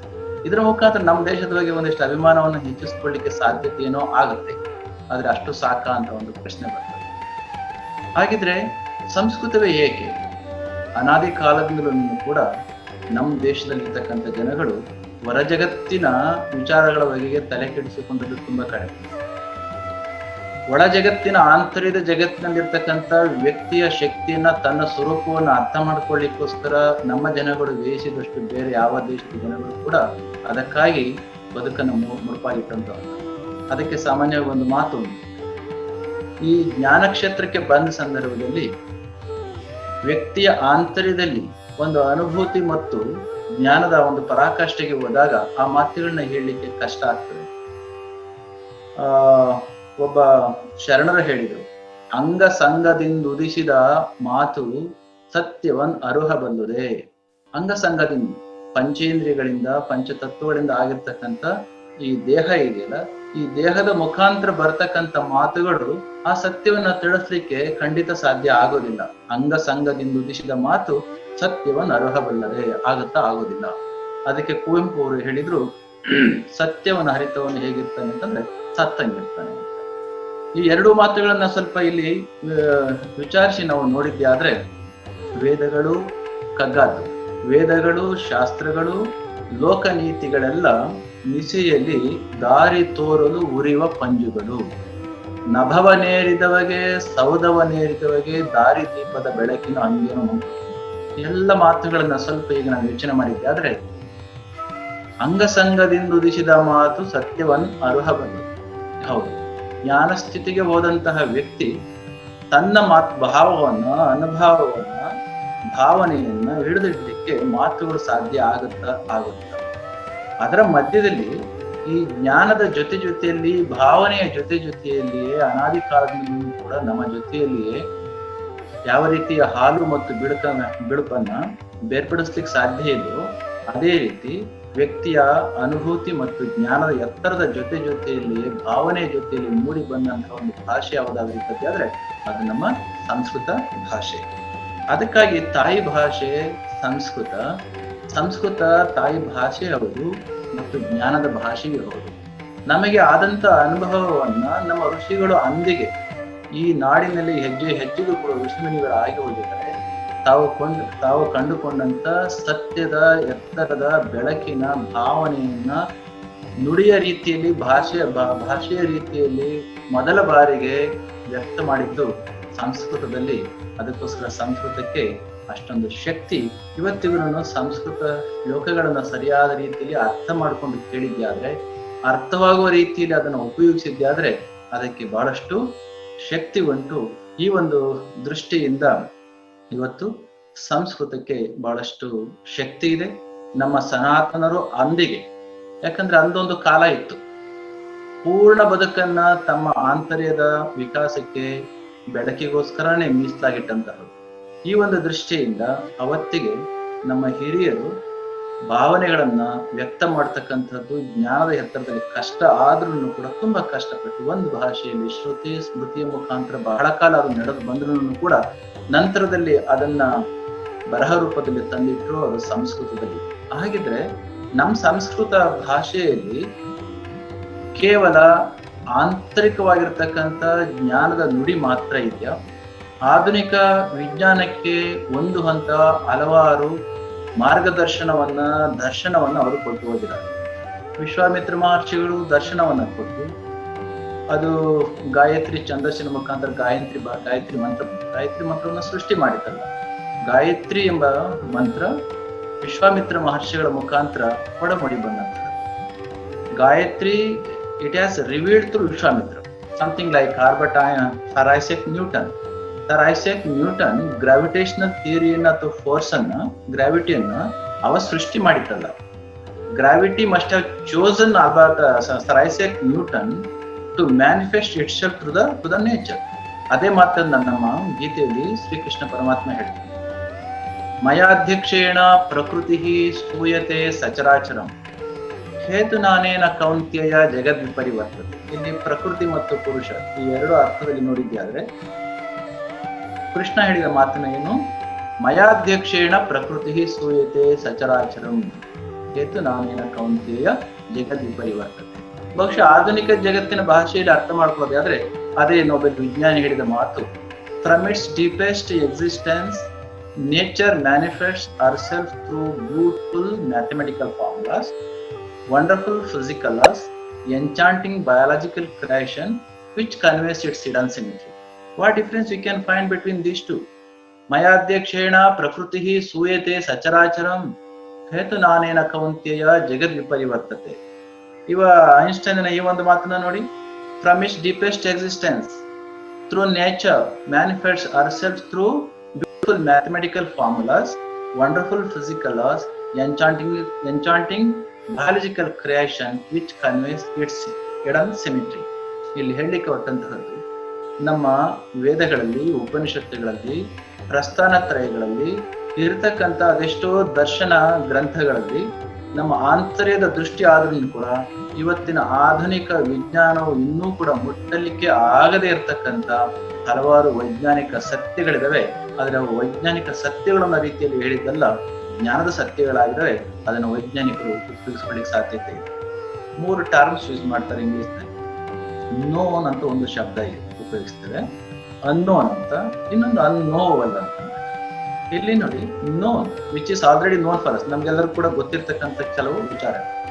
ಇನ್ನೊಂದು ಇವತ್ತಿಗೆ ಗೊತ್ತಿಲ್ಲ, ಮುಂದೊಂದು ದಿನ ಗೊತ್ತಾಗುತ್ತೆ. 17ನೇ ಶತಮಾನದವರೆಗೂ ಗ್ರಾವಿಟೇಷನಲ್ ಥಿಯರಿ, ಗ್ರಾವಿಟೇಷನಲ್ ಫೋರ್ಸ್ ನಮಗೆ ಗೊತ್ತಿಲ್ಲ, ನ್ಯೂಟನ್ ಬಂದು ನಮ್ಗೆ ತಿಳಿಯಕ್ಕೆ ಮಾಡಿಕೊಡ್ತಾರೆ. ಲವಾಶಿಯರ್ ಬರೋದಕ್ಕೂ ಮುಂಚೆ ಆಕ್ಸಿಜನ್ ಬಗ್ಗೆ ನಮಗೆ ಗೊತ್ತಿರ್ಲಿಲ್ಲ. Doesn't mean that oxygen was not existing. Oxygen ಆಮ್ಲಜನಕ ಇತ್ತು ಅವತ್ತು. ಗ್ರಾವಿಟೇಷನಲ್ ಫೋರ್ಸ್ ಹುಟ್ಟಿಂದನೂ ಕೂಡ ಇದೆ. ಆದ್ರೆ ಅವರುಗಳು ಬಂದು ತೋರಿಸಿಕೊಟ್ರು, ಹಾಗಂತಂದ್ಬಿಟ್ಟು ಅವರು ಸೃಷ್ಟಿ ಮಾಡಿದ್ರಲ್ಲ, ಅಲ್ಲಿವರೆಗೂ ಕೂಡ ಅನ್ನೋನ್ ಆಗಿದ್ದದ್ದು. They later it has become known. ಇಲ್ಲಿ 2 terms, known and unknown. Known ಈಗಾಗಲೇ ಗೊತ್ತಿರ್ತಕ್ಕಂಥದ್ದು, ಅನ್ನೋನ್ ಅಂದ್ರೆ ಇದುವರೆಗೂ ಗೊತ್ತಾಗದೇ ಇದ್ದಂಥವು ಇವತ್ತಿಗೆ ಗೊತ್ತಾಗಿರುವಂತಹದ್ದು, ಮತ್ತು ಇವತ್ತಿಗೆ ಗೊತ್ತಿಲ್ಲದೆ ಇರತಕ್ಕಂಥದ್ದು ಮುಂದೊಂದು ದಿನ ಆಗುವಂಥದ್ದು. ಇನ್ನು 3ನೇದಿದೆ ನೋಡಿ, unknowable. Unknowable doesn't mean that it is not going to be known forever. No. ಇಲ್ಲಿ ನಮ್ಮ ಪಂಚಭೂತಗಳು, ವ್ಯಕ್ತಿಯ ಮನಸ್ಸು, ಇಂದ್ರಿಯಾಣಿ ಪರಾಣ್ಯಾಹು ಇಂದ್ರಿಯೇಭ್ಯ ಪರಮನಃ ಮನಸ್ಸಸ್ತು ಪರಾಬುದ್ಧಿ ಯೋ ಬುದ್ಧಿ ಪರಸುಸ್ತ ಅಂತ ಹೇಳ್ತೀವಲ್ಲ, ಇಲ್ಲಿ ಇಂದ್ರಿಯ ವಸ್ತುಗಳು, ಇಂದ್ರಿಯಗಳು, ಮನಸ್ಸು, ಬುದ್ಧಿ, ಚಿತ್ತ, ಅಹಂಕಾರ, ಇವುಗಳ ಆಚೆಗೆ ಯಾವುದೋ ಒಂದು ಅಧಿಷ್ಠಾನಭೂತವಾಗಿದೆಯಲ್ಲ, ಅಧಿಷ್ಠಾನಭೂತವಾಗಿರ್ತಕ್ಕಂಥ ಅದು ಅರಿವಾದ ನಂತರದಲ್ಲಿ ಬೇರೆಯವರಿಗೆ ಹೇಳಲಿಕ್ಕೆ ಸಾಧ್ಯ ಇಲ್ಲ ಅಲ್ಲ, ದಟ್ ಇಸ್ ಅನ್ನೋನ್.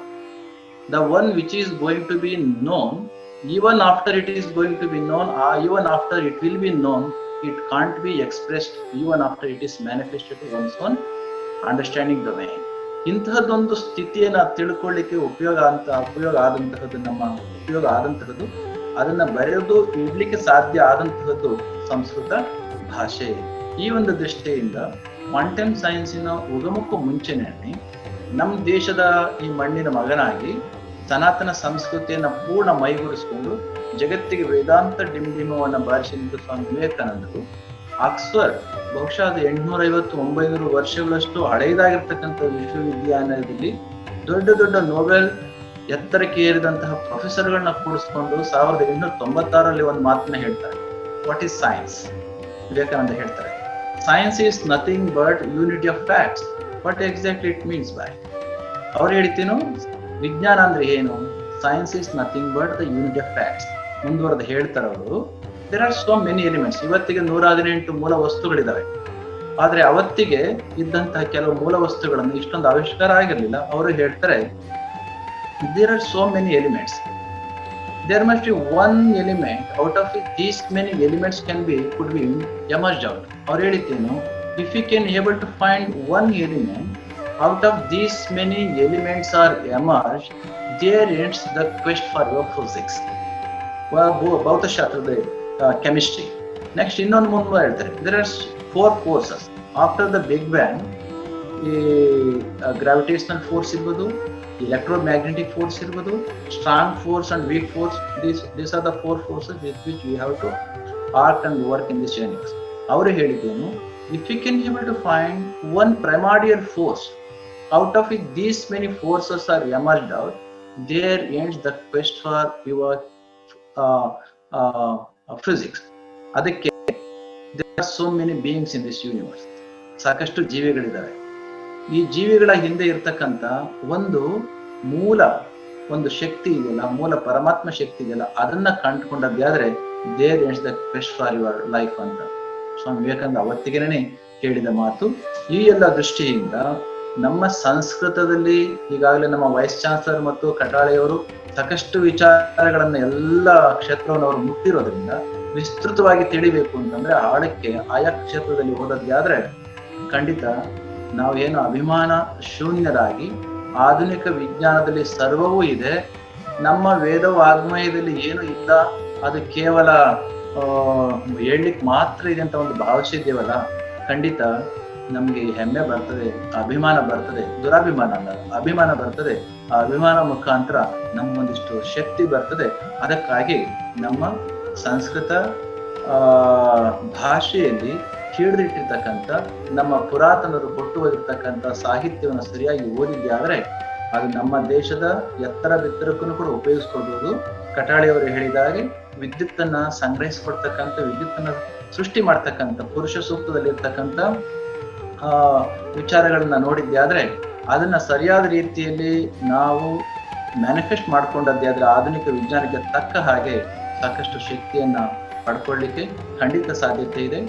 ಈಗ ಅವರು ಹೇಳಿದ್ರು, ಬೌದ್ಧಾಯನ ಒಂದು ಮಾತನ್ನ ಹೇಳಿದ್ರು, ಜೊತೆಗೆ ನಮ್ಮ ಪೈಥಾಗರಸ್ ಥಿಯರಂ ಬಗ್ಗೆ ಹೇಳಿದ್ರು, a squared plus b squared is equal to c squared, diagonal square is equal to a squared plus b squared, adjacent squares ಅಂತ ಹೇಳಿದ್ರಲ್ಲ. ಇವೆಲ್ಲವನ್ನೂ ಕೂಡ ಸಾವಿರಾರು ವರ್ಷಗಳಿಂದ ನಮ್ಮ ಹಿರಿಯರು ಕೊಟ್ಟಿದ್ರು. ಆದ್ರೆ ಅವೆಲ್ಲ ಇದ್ದಂತಹದ್ದು ಯಾವ ಭಾಷೆಯಲ್ಲಿತ್ತು? ಸಂಸ್ಕೃತ ಭಾಷೆಯಲ್ಲಿತ್ತು. ಸಂಸ್ಕೃತದ ಬಗ್ಗೆ ನಮ್ಗೆ ಅಸಡ್ಡೆ ಬಂತು, ಆ ಭಾಷೆಯನ್ನು ಯಾಕೆ ಕಲಿಬೇಕು ಅಂತ ಬಿಟ್ವಿ. ಕೊನೆಗೆ ಬೇರೆಯವರು ಇಲ್ಲಿಂದ ಹೊತ್ಕೊಂಡು ಹೋದ್ರು. ಕಟಾಳಿಯವರು ಹೇಳಿದ್ರಲ್ಲ, ಇಲ್ಲಿಂದ ಸಾಕಷ್ಟು ನಮ್ಮ ಗ್ರಂಥರಾಶಿ ಮೊಘಲರ ಕಾಲದಲ್ಲಿ ಹೋಯ್ತು. ಇನ್ನೊಂದು ಮಾತು ಇದೆ, ನಮ್ಗೆ ನೆನಪಿರ್ಬೇಕು. ಬ್ರಿಟಿಷ್ನವ್ರು ಯಾಕೆ ಬಂದ್ರು ಅಂತಂದ್ರೆ ನಮ್ಮ ಸಮಾಜಶಾಸ್ತ್ರದಲ್ಲಿ ನಾವು ಕಲಿಸ್ತಾ ಇದ್ವಿ, ಇಲ್ಲಿ ಇರ್ತಕ್ಕಂಥ ಸಾಂಬಾರ್ ಪದಾರ್ಥಗಳು ಅವುಗಳ ವ್ಯಾಪಾರಕ್ಕೋಸ್ಕರ ಬಂದ್ರು ಅಂತ ಹೇಳಿದ್ರು. ಆದ್ರೆ ಮೂಲದಲ್ಲಿ ಅದಕ್ಕೂ ಪೂರ್ವದಲ್ಲಿ ಮೊಘಲರು ಈ ದೇಶಕ್ಕೆ ಬಂದಿದ್ದು ನಮಗೆ ಗೊತ್ತಿದೆ. ಈ ದೇಶದಲ್ಲಿ ಇದ್ದಂತ ಅವರಿಗೆ ಅರ್ಥವಾಗದ ಭಾಷೆಯಲ್ಲಿ ಇದ್ದಂತ ಈ ಜ್ಞಾನ ರಾಶಿಯನ್ನ ಹೊತ್ಕೊಂಡೋದ್ರು. ಕೊನೆಗೆ they couldn't decode it. Eventually it has transported towards the Europe. ಅಲ್ಲಿಗೆ ಹೋದ್ರು, ದೊಡ್ಡ ದೊಡ್ಡ ವ್ಯಕ್ತಿಗಳಿಗೆ ಸಂಸ್ಕೃತವನ್ನ ಕಲಿಸಿದ್ರು. ಅದರಲ್ಲಿ ಇದ್ದಂತ ವಿಚಾರಗಳನ್ನ ನಾವು ಯಾವ್ದನ್ನ ಪಕ್ಕಕ್ಕಿಟ್ಟಿದ್ವೋ ಆ ಎಲ್ಲ ವಿಚಾರಗಳನ್ನ ನಮ್ಮ ಸಂಸ್ಕೃತವನ್ನ ಅವರಿಗೆ ಕಲಿಸಿ ಅವುಗಳನ್ನ ಡಿಕೋಡ್ ಮಾಡ್ಕೊಂಡು ಅವರ ಟೆಕ್ನಾಲಜಿಯನ್ನ ಅವರ ಸೈನ್ಸ್ ಅನ್ನ ಇಂಪ್ರೂವ್ ಮಾಡ್ಕೊಂಡು ನಾವು ಮಾತ್ರ ಸಂಸ್ಕೃತವನ್ನ ಬೈತಾ ಇನ್ನು ಹಾಗೆ ಇಲ್ಲಿ ಕೊಡ್ತಿದ್ದೇವೆ. ಉದಾಹರಣೆಗೆ ನೋಡಿ, ಪ್ರೊಫೆಸರ್ ಮ್ಯಾಕ್ಸ್ ಮುಲ್ಲರ್ ಕತೆ ನಿಮಗೆ ಗೊತ್ತಿದೆ. ಪ್ರೊಫೆಸರ್ ಮ್ಯಾಕ್ಸ್ ಮುಲ್ಲರ್ ಜರ್ಮನಿಯವ. ಅವ ಭಾರತಕ್ಕೆ ಅವ ಇನ್ನೂ ಬರಲೇ ಇಲ್ಲ. ಲಂಡನ್ ನಲ್ಲಿ ಇರ್ತಕ್ಕಂಥ ದೊಡ್ಡ ಲೈಬ್ರರಿಯಲ್ಲಿ ಕುಳಿತುಕೊಂಡು ನಮ್ಮ ದೇಶದ ಈ ಎಲ್ಲ ಶಾಸ್ತ್ರ ಗ್ರಂಥಗಳನ್ನ ಸಂಸ್ಕೃತವನ್ನ ಚೆನ್ನಾಗಿ ಕಲಿತು ಕೊನೆಗೆ ಅವಳನ್ನ ಟ್ರಾನ್ಸ್ಲೇಟ್ ಮಾಡಿ ನಮ್ಮ ದೇಶೀಯರಿಗೆ ನಮ್ಮ ದೇಶ ಗ್ರಂಥಗಳ ಬಗೆಗೆ, ನಮ್ಮ ದೇಶ ಭಾವನೆಗಳ ಬಗೆಗೆ ಬೇರೆ ಭಾವನೆ ಬರ್ಲಿಕ್ಕೆ ಬಹಳಷ್ಟು ಪ್ರಯತ್ನ ಪಡಿಸಿದ್ರು. ಆತ ಸಾಕಷ್ಟು ಗ್ರಂಥಗಳನ್ನ ತಪ್ಪಾಗಿ ನಮಗೆ ಅಶ್ರದ್ಧೆ ಮೂಡುವ ರೀತಿಯಲ್ಲಿ ಭಾಷಾಂತರವನ್ನ ಮಾಡಿಸಿದ್ಮೇಲೆ ಹೆಂಡತಿ ಒಂದು ಪತ್ರ ಬರೀತಾನೆ.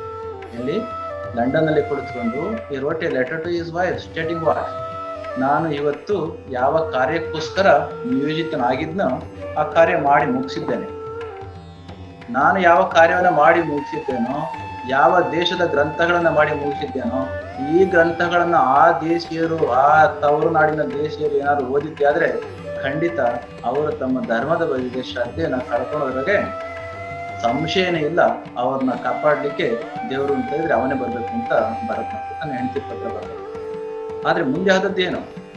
ಅವ ಯಾವುದೇ ಭಾವನೆಯಿಂದ ಹಣಕ್ಕೋಸ್ಕರನೋ ಸಂಬಳಕ್ಕೋಸ್ಕರನೋ ಬರೆದ್ರು ಕೂಡ ವೇದವಾಗ್ಮಯದಲ್ಲಿ ನಮ್ಮ ಶಾಸ್ತ್ರ ಗ್ರಂಥಗಳಲ್ಲಿ ಮುಳುಗಿ ಸತ್ಯವನ್ನ ತಿಳ್ಕೊಳ್ಳಿಕ್ಕೆ ಹೋದ್ಮೇಲೆ ಏನಾಯ್ತು? ಒಂದು ಕಬ್ಬಿಣ ಎಷ್ಟೇ ಕೆಟ್ಟದ್ದ ಮಾಡ್ಬೇಕು ಅಂತ ಮ್ಯಾಗ್ನೆಟ್ ಹತ್ರ ಬಂದ್ರು ಕೂಡ ತಾತ್ಕಾಲಿಕವಾಗಿ ನಾನು ಮ್ಯಾಗ್ನೆಟ್ ಹಾಗೆ ಮಾಡಿದೆ ಹೀಗೆ ಮಾಡಿದೆ ಅಂತ ಹೇಳ್ಕೊಂಡ್ರು ಕೂಡ moment it comes in direct association and contact of magnet, it is going to be converted as a magnet, at least as long as it's going to be there with the magnet. ಎಷ್ಟೇ ಕೆಟ್ಟದಾಗಿರ್ತಕ್ಕಂಥ ಕಬ್ಬಿಣ ಹತ್ರ ಬಂದ್ರು ಕೂಡ ಮ್ಯಾಗ್ನೆಟ್ಗೆ ಅದು ಕೂಡ magnet ಆಗಿ ಹೇಗೆ convert ಆಗಿ ಪರಿವರ್ತನೆ ಹೊಂದುತ್ತೋ ಅದೇ ರೀತಿ ಪ್ರೊಫೆಸರ್ ಮ್ಯಾಕ್ಸ್ ಮುಲ್ಲರ್ ಕಥೆಯೂ ಕೂಡ ಆಯ್ತು. ಪ್ರಾರಂಭದ ಹಂತದಲ್ಲಿ ಹಣಕ್ಕಾಗಿ ಒಬ್ಬ ನೌಕರನಾಗಿ ಅವರಿಗೆ ಬ್ರಿಟಿಷ್ನವರಿಗೋಸ್ಕರ ಸಹಾಯವನ್ನ ಮಾಡಿದ್ರು ಕೂಡ ಮುಂದೆ ಈ ದೇಶದ ಗ್ರಂಥಗಳಲ್ಲಿ, ದರ್ಶನ ಗ್ರಂಥಗಳಲ್ಲಿ ಇದ್ದಂತ ಶಕ್ತಿಯನ್ನ ಅರ್ಥ ಮಾಡಿಕೊಂಡು ಯಾವ ಮಟ್ಟಕ್ಕೆ ಹೋಗಿದ್ದ ಅಂತ ಅಂದ್ರೆ ಪ್ರೊಫೆಸರ್ ಮ್ಯಾಕ್ಸ್ ಮುಲ್ಲರ್ ಮುಂದೆ ಸ್ವಾಮಿ ವಿವೇಕಾನಂದರು ಅಮೆರಿಕ ಪ್ರವಾಸವನ್ನ ಮುಗಿಸಿ, ನಾನು ಆವಾಗಲೇ ಆಕ್ಸ್ಫರ್ಡ್ ವಿಶ್ವವಿದ್ಯಾಲಯದ ವಿಚಾರವನ್ನು ಹೇಳಿದೆ. ಅದೇ ಸಂದರ್ಭದಲ್ಲಿ ಪ್ರೊಫೆಸರ್ ಮ್ಯಾಕ್ಸ್ ಮುಲ್ಲರ್ ಅವ್ರನ್ನ ಭೇಟಿ ಮಾಡಿದಾಗ ಸ್ವಾಮಿ ವಿವೇಕಾನಂದರು ಹೇಳ್ತಾರೆ, ಪ್ರೊಫೆಸರ್ ಮ್ಯಾಕ್ಸ್ ಮುಲ್ಲರ್ ಅವ್ರನ್ನ ಭೇಟಿ ಮಾಡಿದೆ, ಅವರನ್ನ ನೋಡ್ತಾ ಇದ್ರೆ ನಮ್ಮ ಹಿಂದಿನ ಋಷಿಗಳಾಗಿರ್ತಕ್ಕಂಥ ಸಾಯಣಾಚಾರ್ಯರನ್ನ ನೋಡಿದಷ್ಟು ನನಗೆ ಭಾವ ಬರ್ತಾ ಇದೆ. ನನಗೆ ಇನ್ನೊಂದು ಭಾವನೆ ಬರ್ತಿದೆ, ಸಾಯಣಾಚಾರ್ಯರಂತವರೇನೆ ಪ್ರೊಫೆಸರ್ ಮ್ಯಾಕ್ಸ್ ಮುಲ್ಲರ್ ಆಗಿ ಈ ದೇಶದಲ್ಲಿ ನಮ್ಮ ದೇಶದ ಕೀರ್ತನ ಹರಡಲಿಕ್ಕೋಸ್ಕರ ಹುಟ್ಟಿ ಬಂದಿದಾರ ಅಂತ ಒಂದು ಭಾವನೆ. ಪ್ರೊಫೆಸರ್ ಮ್ಯಾಕ್ಸ್ ಮುಲ್ಲರ್ ಹೇಳಿದ್ರಂತೆ ವಿವೇಕಾನಂದರಿಗೆ, ನಾನು ನಿಮ್ಮ ದೇಶಕ್ಕೆ ಬಂದಿಲ್ಲ, ಆದ್ರೆ ಆ ದೇಶದ ಜ್ಞಾನ ರಾಶಿಯನ್ನು ಓದ್ಕೊಂಡಿದ್ದೇನೆ, ಮುಂದೊಂದು ಜನ್ಮ ಅಂತ ಏನಾದ್ರು ಇದ್ದದ್ದೇ ಆದ್ರೆ ಅವಿಷ್ಟು ಟೇಕ್ ಬರ್ತ್ ಇನ್ ಇಂಡಿಯಾ ಅಂತ ಹೇಳಿ. ಇದು ನಮ್ಮ ದೇಶದಲ್ಲಿ ಜ್ಞಾನಿಗಳು ಕೊಟ್ಟು ಹೋಗಿರ್ತಕ್ಕಂಥ ಶಕ್ತಿ. ಈ ಶಕ್ತಿಯನ್ನು ಅರ್ಥ ಮಾಡ್ಕೊಳ್ಬೇಕು ಅಂತಂದ್ರೆ ನಮ್ಮ ಜ್ಞಾನದ ರಾಶಿಯಲ್ಲಿ ಇರ್ತಕ್ಕಂಥ ವಿಚಾರಗಳನ್ನ ನಾವೆಲ್ಲರೂ ಕೂಡ ತಿಳ್ಕೊಳ್ಬೇಕಾಗ್ತದೆ. ಈ ಒಂದು ದೃಷ್ಟಿಯಿಂದ 1945 ಸುಮಾರಿಗೆ ಅಲ್ಲಿವರೆಗೂ ಕೂಡ ಡೈನಮೈಟು, ಸಣ್ಣ ಸಣ್ಣ ಪಟಾಕಿ ಬಾಂಬುಗಳ ತರನ ಯುದ್ಧ ಮಾಡ್ತಾ ಇದ್ದಂತಹ ಸಂದರ್ಭದಲ್ಲಿ ಮೊದಲ ಬಾರಿಗೆ ಆಲ್ಬರ್ಟ್ ಐನ್ಸ್ಟೈನ್ ಅನ್ನ E=mc² ಸೂತ್ರವನ್ನ ಉಪಯೋಗಿಸಿ, ಎನರ್ಜಿ ಮಾಸ್ ಈಕ್ವೇಶನ್ ನಿಮ್ಮೆಲ್ಲರೂ ಕೂಡ ಗೊತ್ತಿರ್ತಕ್ಕಂತಹ, ಅದನ್ನ ಉಪಯೋಗಿಸಿ ಮೊದಲ ಬಾರಿಗೆ ಕಂಡಿಡಿದಂತ ಆಟಂ ಬಾಂಬ್, ಅದರ ಸೂತ್ರವನ್ನ ಕಂಡಿಡಿದವನು ಐನ್ಸ್ಟೈನ್ ಆದ್ರೂ ಅದಕ್ಕೆ ಬೇಕಾಗಿರ್ತಕ್ಕಂಥ ಉರುವಲವನ್ನ ಕಂಡುಹಿಡಿದುಕೊಟ್ಟಂತಹವರು ಮೇರಿ ಕ್ಯೂರಿ ಆದನು. Radioactive elements but I am speaking of uranium 92, 235 isotope ಇದ್ದಿಲ್ಲ, ಅದನ್ನ ಕಂಡುಹಿಡಿದುಕೊಟ್ಟಂತ ಕೀರ್ತಿ ಆಯಮ್ಮನಿಗೆ ಬಂದ್ರು ಕೂಡ ಸೂತ್ರ ಐನ್ಸ್ಟೈನ್ದು, ಅದಕ್ಕೆ ಬೇಕಾಗಿರ್ತಕ್ಕಂಥ ಪ್ರಾಡಕ್ಟ್ಸ್ ನ ತಂದುಕೊಟ್ಟದ್ದು ಮಾಡಿಕೊಟ್ಟಂತಹದ್ದು ಮೇಡಮ್ ಕ್ಯೂರಿ. ಆದ್ರೆ ಇದು ಅಷ್ಟೆಲ್ಲವನ್ನು ಕೂಡ ಸೇರಿಸಿ ಒಂದು ವಸ್ತುವಾಗಿ ಬಾಂಬಾಗಿ ರೂಪಿಸಿದ ಕೀರ್ತಿ ರಾಬರ್ಟ್ ಓಪನ್ಹೈಮರ್ಗೆ ಹೋಗುತ್ತೆ. ರಾಬರ್ಟ್ ಓಪನ್ಹೈಮರ್ ಅಮೆರಿಕದ ಡೆಸರ್ಟ್ ನಲ್ಲಿ for the first time when that was tested, ಸಾವಿರಾರು ಅಡಿ ದೂರದಲ್ಲಿ ನಿಂತು ಮೊದಲ ಅಣುಬಾಂಬು ಸಿಡಿದ ಸಂದರ್ಭದಲ್ಲಿ ಅದನ್ನ ನೋಡಿ ಅವನಿಗೆ ಮೊದಲು ಮೂಡಿ ಬಂದಂತಹ ಮಾತು ಯಾವುದಂತೆ ಗೊತ್ತಾ? ನಮ್ಗೆ ಏನೇನು ನೆನಪಾಗ್ತದೆ ಗೊತ್ತಿಲ್ಲ. ಅವತ್ತನ್ನ ಜೀವನ ಚರಿತ್ರೆಯಲ್ಲಿ ಬರ್ಕೊಂಡಿದ್ದಾನೆ. After having seen such a configuration and the radiation, it is said that he was in remembrance of Indian Bhagavad Gita. ಅಷ್ಟೊತ್ತಿಗೆ ಎಷ್ಟು ವರ್ಷ ಆಗಿತ್ತು?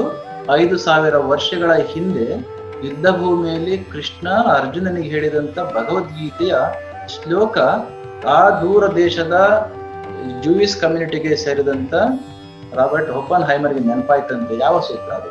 ದಿವಿ ಸೂರ್ಯ ಸಹಸ್ರಸ್ಯ, ಆಟಂ ಬಾಂಬಿನ ಆ ರೇಡಿಯೇಷನ್, ಬೆಳಕು, ಅವೆಲ್ಲವನ್ನ ಶಕ್ತಿಯನ್ನ ನೋಡಿ ಅವನಿಗೇನು ನೆನಪಾಗ್ಲಿಲ್ಲ, ಗೀತೆಯ ಮಾತು ನೆನಪಾಯ್ತು.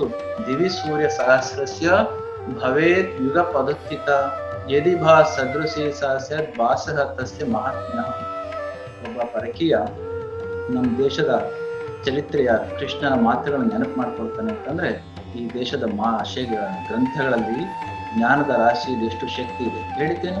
If thousands of suns could be burst into sky, ಬೇರೆ ಬೇರೆ ಟೈಮ್ನಲ್ಲಿ ಅಲ್ಲ, simultaneously at a time, the amount of energy which is going to be released may not be equal to the radiance and the effulgence and the energy of one enlightened being. ಅಂದ್ರೆ ಅರ್ಥ, ಒಂದು ಅಣುವನ್ನು ನೋಡಿ, 1000 ton ಇರ್ತಕ್ಕಂಥ 10,000 kg ಇರ್ತಕ್ಕಂಥ pitch blend ಅಂತ ಒಂದು ಅದಿರನ್ನ ಸಂಸ್ಕರಣೆ ಮಾಡಿದ್ದೆ ಆದ್ರೆ you may get 1/10 of a gram of uranium. ಇದರಲ್ಲಿ ಅವರು ಹೇಳಿಕೊಟ್ಟಂತಹದ್ದು, ಇದನ್ನ ಸಿಡಿಸಿದ್ದೆ ಆದ್ರೆ ಎಷ್ಟು ಎನರ್ಜಿ ಬಿಡುಗಡೆ ಆಗ್ತದೆ. ಆ ಎನರ್ಜಿಯನ್ನ ನೋಡಿದ್ರೆ ಅವನಿಗೆ ಅನ್ಸಿತ್ತು ಸಾವಿರಾರು ಸೂರ್ಯರು ತಮ್ಮ ಉದರದಲ್ಲಿರ್ತಕ್ಕಂಥ ಅಷ್ಟೆಲ್ಲ ಉರುವಲವನ್ನ ಕೋಟ್ಯಾಂತರ ವರ್ಷ ಕೊಡ್ತಾರಲ್ಲ, ಕೋಟ್ಯಾಂತರ ವರ್ಷ ಕೊಡುವ ಆ ಶಕ್ತಿಯನ್ನ ಏಕಕಾಲದಲ್ಲಿ ಒಂದೇ ಕ್ಷಣಕ್ಕೆ ಅಷ್ಟೆಲ್ಲ ಸೂರ್ಯರು ತಮ್ಮೆಲ್ಲ ಶಕ್ತಿಯನ್ನ ಈ ಕ್ಷಣಕ್ಕೆ ಕೊಟ್ಟದ್ದೇ ಆದ್ರೆ ಎಷ್ಟೆಲ್ಲ ಶಕ್ತಿ ಬಿಡುಗಡೆ ಆಗ್ಬೋದು, ಎಷ್ಟೆಲ್ಲ ಬೆಳಕು ಬಿಡುಗಡೆ ಆಗ್ಬೋದು. ಅದಕ್ಕಿಂತ ಮೀರಿದ ಶಕ್ತಿ ಸಾಮಾನ್ಯವಾಗಿ ಕಾಣ್ತಕ್ಕಂಥ ಒಬ್ಬ ವ್ಯಕ್ತಿಯಲ್ಲಿ ಅಡಗಿದೆ ಅಂತ ಮಾತು ನಾವು ನೆನೆಸ್ಕೊಂಡು, ಒಂದು ಅಣುವಿನಲ್ಲಿರ್ತಕ್ಕಂಥ ಭೌತಕಾಯದಲ್ಲಿ ಎಷ್ಟು ಶಕ್ತಿ ಇರಬೇಕಾದ್ರೆ ವ್ಯಕ್ತಿಯ ಆಂತರ್ಯದಲ್ಲಿ ಎಷ್ಟು ಶಕ್ತಿ ಇರಬೇಕು. ಈ ಮಾತುಗಳೆಲ್ಲವನ್ನು ಕೂಡ ನಮ್ಮ ಹಿರಿಯರು ನಮಗೆ ಹೇಳಿಕೊಟ್ಟು ಹೋಗಿದ್ದಾರೆ. ಇನ್ನೊಂದು ಮಾತು ಬರ್ತದೆ ನಮಗೆ, ನ ತದ್ಭಾಸಯತೆ ಸೂರ್ಯೋ ನ ಶಶಾಂಕೋ ನ ಪಾವಕಃ ಯದ್ಗತ್ವ ನ ನಿವರ್ತಂತೆ ತದ್ಧಾಮ ಪರಮಮ. ಈ ಮಾತು ಎಲ್ಲಿಂದ ಬಂತು ನಿಮ್ಮೆಲ್ಲರೂ ಕೂಡ ಗೊತ್ತಿದೆ. ಭಗವದ್ಗೀತೆಯ 15ನೇ ಪುರುಷೋತ್ತಮ ಯುಗದಲ್ಲಿ ಬರ್ತಕ್ಕಂಥ ಒಂದು ಮಾತು. ಹೇಳಿತೇನು, ಅರ್ಜುನ ಕೃಷ್ಣನ್ಗೆ ಕೇಳಿದಾಗ ನೀನ್ ಇರ್ತಕ್ಕಂಥ ತಾಣ ಯಾವುದು? Between the lines we have to understand at times. ನೀನ್ ಇರ್ತಕ್ಕಂಥ ಜಾಗ ಯಾವುದು ಅಂತಂದ್ರೆ ಐ ಆಮ್ ಯೂನಿವರ್ಸಲ್ ಬೀಯಿಂಗ್ ಅಂತ ಎಷ್ಟು ಹೇಳಿದ್ರು ಕೂಡ ಮತ್ತೆ ಮತ್ತೆ ಕೃಷ್ಣನ ಅರ್ಜುನ ಕೇಳ್ತಾನೆ, there must be some one particular place, you tell me where exactly you are living, which is your abode. Krishna ಹೇಳಿದ್ದೇನೆ, ನಾನು ಹಾಗೆ ಸ್ಪಷ್ಟವಾಗಿ ಹೇಳಲಿಕ್ಕೆ ಕಷ್ಟ ಆಗೋದು, ಆದ್ರೆ ಅದರ ಗುಣಗಳನ್ನ ಹೇಳ್ತೇನೆ. ಏನು? ನದ್ ತದ್ಭಾಸೇತಿ ಸೂರ್ಯೋ, ನಾನಿರುವ ಜಾಗವನ್ನ ಸೂರ್ಯ ಬೆಳಗಲಿಕ್ಕೆ ಸಾಧ್ಯ ಇಲ್ಲ, ಚಂದ್ರನು ಬೆಳಗಲಿಕ್ಕೆ ಸಾಧ್ಯ ಇಲ್ಲ. ಉಪನಿಷತ್ತಲ್ಲಿ ಹೇಳಿದಾಗೆ ಗ್ರಹ ತಾರೆಗಳು ನಕ್ಷತ್ರಗಳು ಯಾವು ಕೂಡ ಬೆಳಗಲಿಕ್ಕೆ ಸಾಧ್ಯ ಇಲ್ಲ. ಮತ್ತೆ ಯದ್ಗತ್ವ ನಾನಿವರ್ತಂತೆ, ಯಾವ ಎಲ್ಲಿಗೆ ತಪ್ಪಿದ ಮೇಲೆ ವಾಪಸ್ಸು ಬರ್ಲಿಕ್ಕೆ ಸಾಧ್ಯ ಇರುವ ತದ್ಧಾಮ ಪರಮಮ. ಮೊನ್ನೆ ನೋಡಿದ್ವಿ, ಸ್ಟೀಫನ್ ಹಾಕಿಂಗ್ ಇಂದ ಹಿಡಿದು ಆಧುನಿಕ ವಿಜ್ಞಾನಿ ಇನ್ನೂ ಹಲವಾರು ವಿಜ್ಞಾನಿಗಳು ಕೆಲಸವನ್ನ ಮಾಡ್ತಾ ಇದ್ರೆ ಬ್ಲಾಕ್ ಹೋಲ್ ಅಂದ್ರೆ ಏನು? ಅದನ್ನ ಕಪ್ಪುಗೆ ಕಾಣಿಸುತ್ತೆ ಆಕಾಶದಲ್ಲಿ ಅಂತ. ನಮ್ಮ ಭಾವನೆ ಇರ್ತಕ್ಕಂಥದ್ದು ಕಪ್ಪಿಗೆ ಏನೋ ಕಾಣಿಸ್ತಾ ಇದೆ, ಅದ್ರೊಳಗಡೆ ಹೋದ್ರೆ ಏನು ಕಾಣೋದಿಲ್ವೇನೋ ಅಂತ.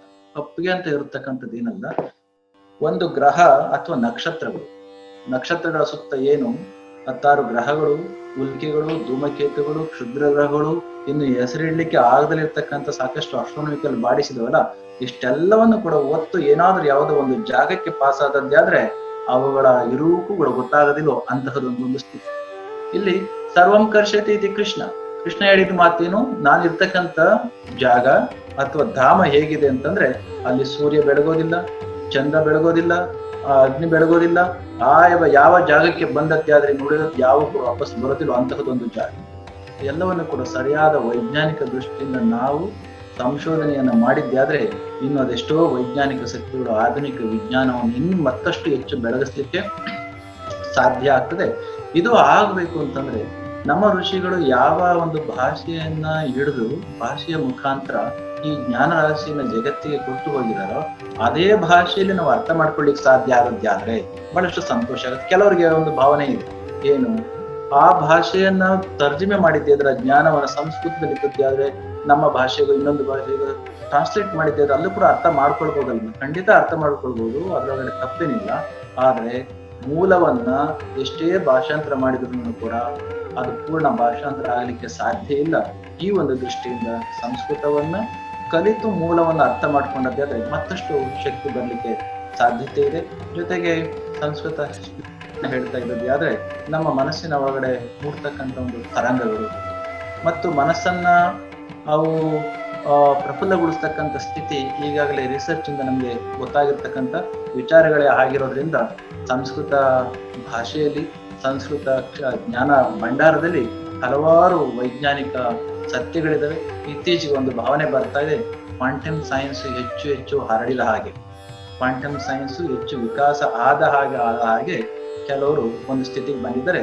ಇವಾಗ ವೈಜ್ಞಾನಿಕರು ಧಾರ್ಮಿಕರನ್ನ ವಿರೋಧಿಗಳು ಅಂತ ನೋಡ್ತಕ್ಕಂಥದ್ದಲ್ಲ, ಈ ಅಣು ವಿಜ್ಞಾನದ ಕೆಳಗಡೆಗೆ ಮೂಲ ಕಣಭೌತಶಾಸ್ತ್ರದ ಕೆಳಗಡೆಗೆ ಹೋಗ್ತಾ ಇರ್ತಕ್ಕಂಥ ವಿಜ್ಞಾನಿಗಳೇನೆ ಬೇರೊಂದು ರೀತಿಯಲ್ಲಿ ಕೆಲವೊಂದು ವಿಜ್ಞಾನಿಗಳಿಗೆ ಕಾಣ್ಲಿಕ್ಕೆ ಪ್ರಾರಂಭ ಆಗಿದರೆ ವೈರುಧ್ಯ ಅಲ್ಲೇ ಇದೆ ಎಂಬ ರೀತಿಯಲ್ಲಿ. ಕಾರಣ ವಿಜ್ಞಾನ ಪೂರ್ಣ ಆಳಕ್ಕೆ ಹೋದಷ್ಟು ಅದು ಆಧ್ಯಾತ್ಮದ ಕಡೆಗೇನೆ ಬರ್ತಾ ಇದೆ ಅಂತಕ್ಕಂಥ ಒಂದು ಭಾವನೆ ಇದೆ.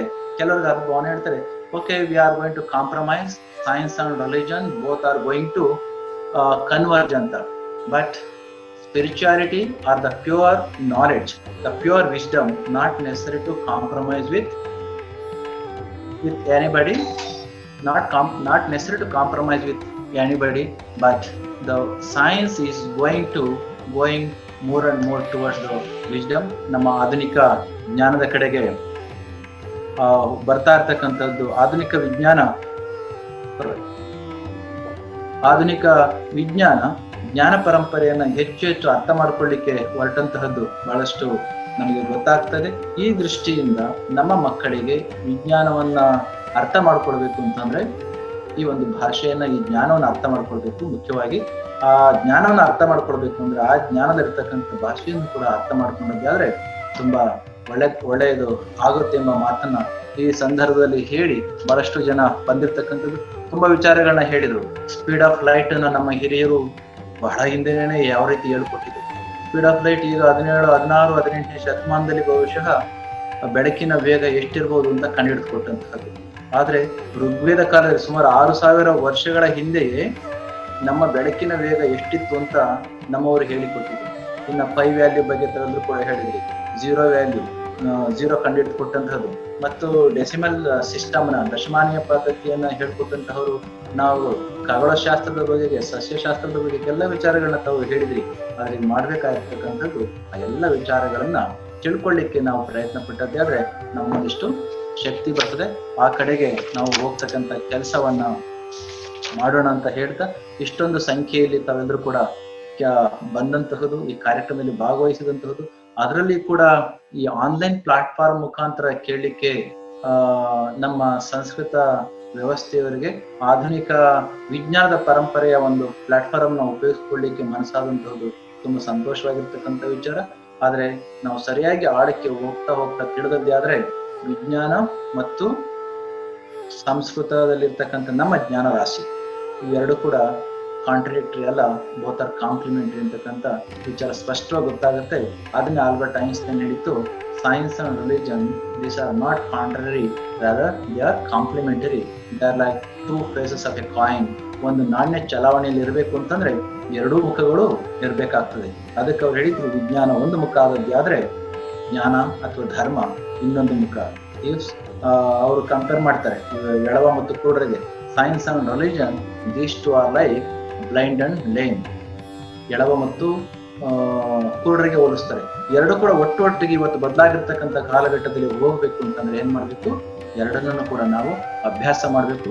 ಆಧುನಿಕ ವಿಜ್ಞಾನ ಮತ್ತು ತಂತ್ರಜ್ಞಾನವನ್ನ ಒಪ್ಪಿಕೊಡ್ಬೇಕು ಮತ್ತು ನಮ್ಮ ಜ್ಞಾನವನ್ನ ಅಪ್ಪಿಕೊಡ್ಬೇಕು. ಎರಡನ್ನೂ ಆದದ್ದೇ ಆದ್ರೆ ವ್ಯಕ್ತಿಯ ಪಯಣ ಈ ಜಗತ್ತಿನಲ್ಲಿ ತುಂಬಾ ಚೆನ್ನಾಗಿ ಆಗುತ್ತೆ. ಈ ಕಡೆಗೆ ನಾವೆಲ್ಲರೂ ಕೂಡ ಗಮನ ಕೊಡೋಣ ಅಂತ ಹೇಳ್ತಾ, ನಮ್ಮ ಮಕ್ಕಳಿಗೆ ನಮ್ಮೆಲ್ಲ ಶಾಸ್ತ್ರ ಗ್ರಂಥಗಳನ್ನ ಹೇಳ್ಕೊಡೋದ್ರ ಜೊತೆಯಲ್ಲಿ ಆಧುನಿಕ ವಿಜ್ಞಾನವನ್ನು ಕೂಡ ನಾವು ಕಲಿಸ್ತಕ್ಕಂಥ ನಿಟ್ಟಿನಲ್ಲಿ ಕೆಲಸವನ್ನ ಮಾಡೋಣ ಅಂತ ಹೇಳ್ತಾ, ನಮ್ಮ ಉಪನಿಷತ್ತಿನಲ್ಲಿ ಬರ್ತಕ್ಕಂಥ ಒಂದು ಮಾತನ್ನ ನೀವೆಲ್ಲರೂ ಕೂಡ ಕೇಳಿದ್ರಿ. ತದೇ ಜತಿ ಉಪನಿಷತ್ತಿನ ಈಶಾವಾಸ್ಯ ಉಪನಿಷತ್ತಿನ ಮಾತು, ತದೇ ಜತಿ ತನ್ನೈ ಜತಿ ತದ್ದೂರೆ ತದ್ವಂತಿಕೆ ತದಂತರಸ್ಯ ಸರ್ವಸ್ಯ ತದ್ ಸರ್ವಸ್ಯಾಸ್ಯ ಬಾಹ್ಯತ. ಬಹುಶಃ ಇವತ್ತಿನ ಆಟಮಿನ ಸ್ಥಿತಿಗತಿನ ನೋಡಿದ್ದೆ ಆದ್ರೆ ಜಾನ್ ಡಾಲ್ಟನ್ ವಿಚಾರವಾಗಿ ನಮ್ಮ ವೈಸ್ ಚಾನ್ಸಲರ್ ಕೂಡ ಹೇಳಿದ್ರು, there was a time when atom was a individual in this universe. ಆದ್ರೆ ಜಾನ್ ಡಾಲ್ಟನ್, ರುದರ್ಫೋರ್ಡ್ ಇವರೆಲ್ಲರೂ ಕೂಡ ಆಟಮ್ ಈಸ್ ಇಂಡಿವಿಜುವಲ್ ಅಂತ ಹೇಳಿದ ಮೇಲೂ ಕೂಡ that atom, that very atom is divided into more than 250 times till the quark.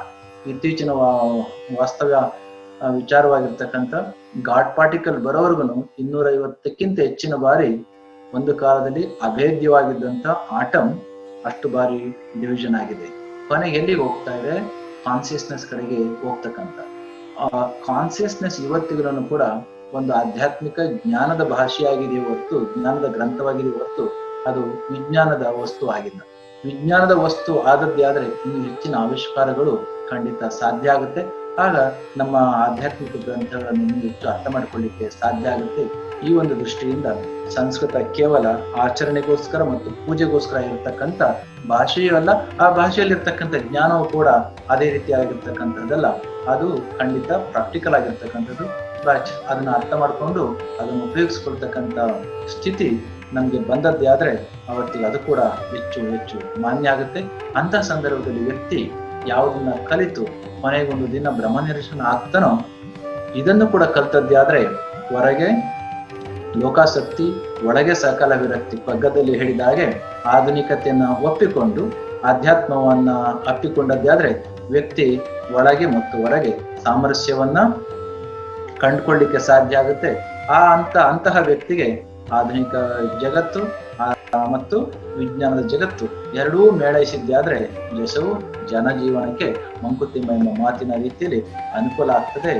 ಆವ ಗಾಳಿಯೊಳಗಾವ ಧೂಳು ಕಣವೋ, ಆವ ಧೂಳು ಕಣದೊಳಗಾವ ಚೈತನ್ಯ ಕಣವೋ, ಜೀವವಿಂತ ಅಜ್ಞಾತ ಸೂತ್ರದ ಆಟದ ಗೊಂಬೆ ಭಾವಿಸ್ ಆ ಸೂತ್ರಗಳ ಮಂಕುತಿಮ್ಮ. ಅಜ್ಞಾತ ಸೂತ್ರದ ಆ ಭಾವನೆ ಇದಾವಲ್ಲ, ಅವು ನಮ್ಮ ಶಾಸ್ತ್ರ ಗ್ರಂಥಗಳಲ್ಲಿ ಖಂಡಿತ ಇದಾವೆ. ಅದನ್ನ ತಿಳ್ಕೊಳ್ತಕ್ಕಂಥ ಒಂದು ಭಾಷೆ ಆಗಿರ್ತಕ್ಕಂಥ ಸಂಸ್ಕೃತ ಭಾಷೆಯ ಗ್ರಂಥಗಳಲ್ಲಿರ್ತಕ್ಕಂಥ ಜ್ಞಾನವನ್ನು ನಾವೆಲ್ಲರೂ ಕೂಡ ತಿಳ್ಕೋಣ ಎಂಬ ಮಾತಿನ ಸಂದರ್ಭದಲ್ಲಿ ಹೇಳಿ, ಸಂಸ್ಕೃತ ವಿಶ್ವವಿದ್ಯಾನಿಲಯದಿಂದ ಇಂತಹದೊಂದು ಪ್ರಯತ್ನವನ್ನ ಸಂಸ್ಕೃತ ವಿಜ್ಞಾನ, ಸಂಸ್ಕೃತ ಪರಿಸರ ಮತ್ತು ಸಂಸ್ಕೃತವನ್ನ ಕಾಮನ್ ಆಗಿ ಇಟ್ಟುಕೊಂಡು ಹಲವಾರು ಆಧುನಿಕ ವಿಚಾರಗಳನ್ನ ತಿಳಿಸ್ಲಿಕ್ಕೆ ಹೊರಟಿರ್ತಕ್ಕಂಥ ತುಂಬಾ ಸಂತೋಷವಾಗಿರ್ತಕ್ಕಂಥ ವಿಚಾರ. ಇಂತಹದೊಂದು ಕಾರ್ಯ ತುಂಬಾ ಪ್ರಶಂಸೆಗೆ ಒಳಗಾಗಿರ್ತಕ್ಕಂಥದ್ದು.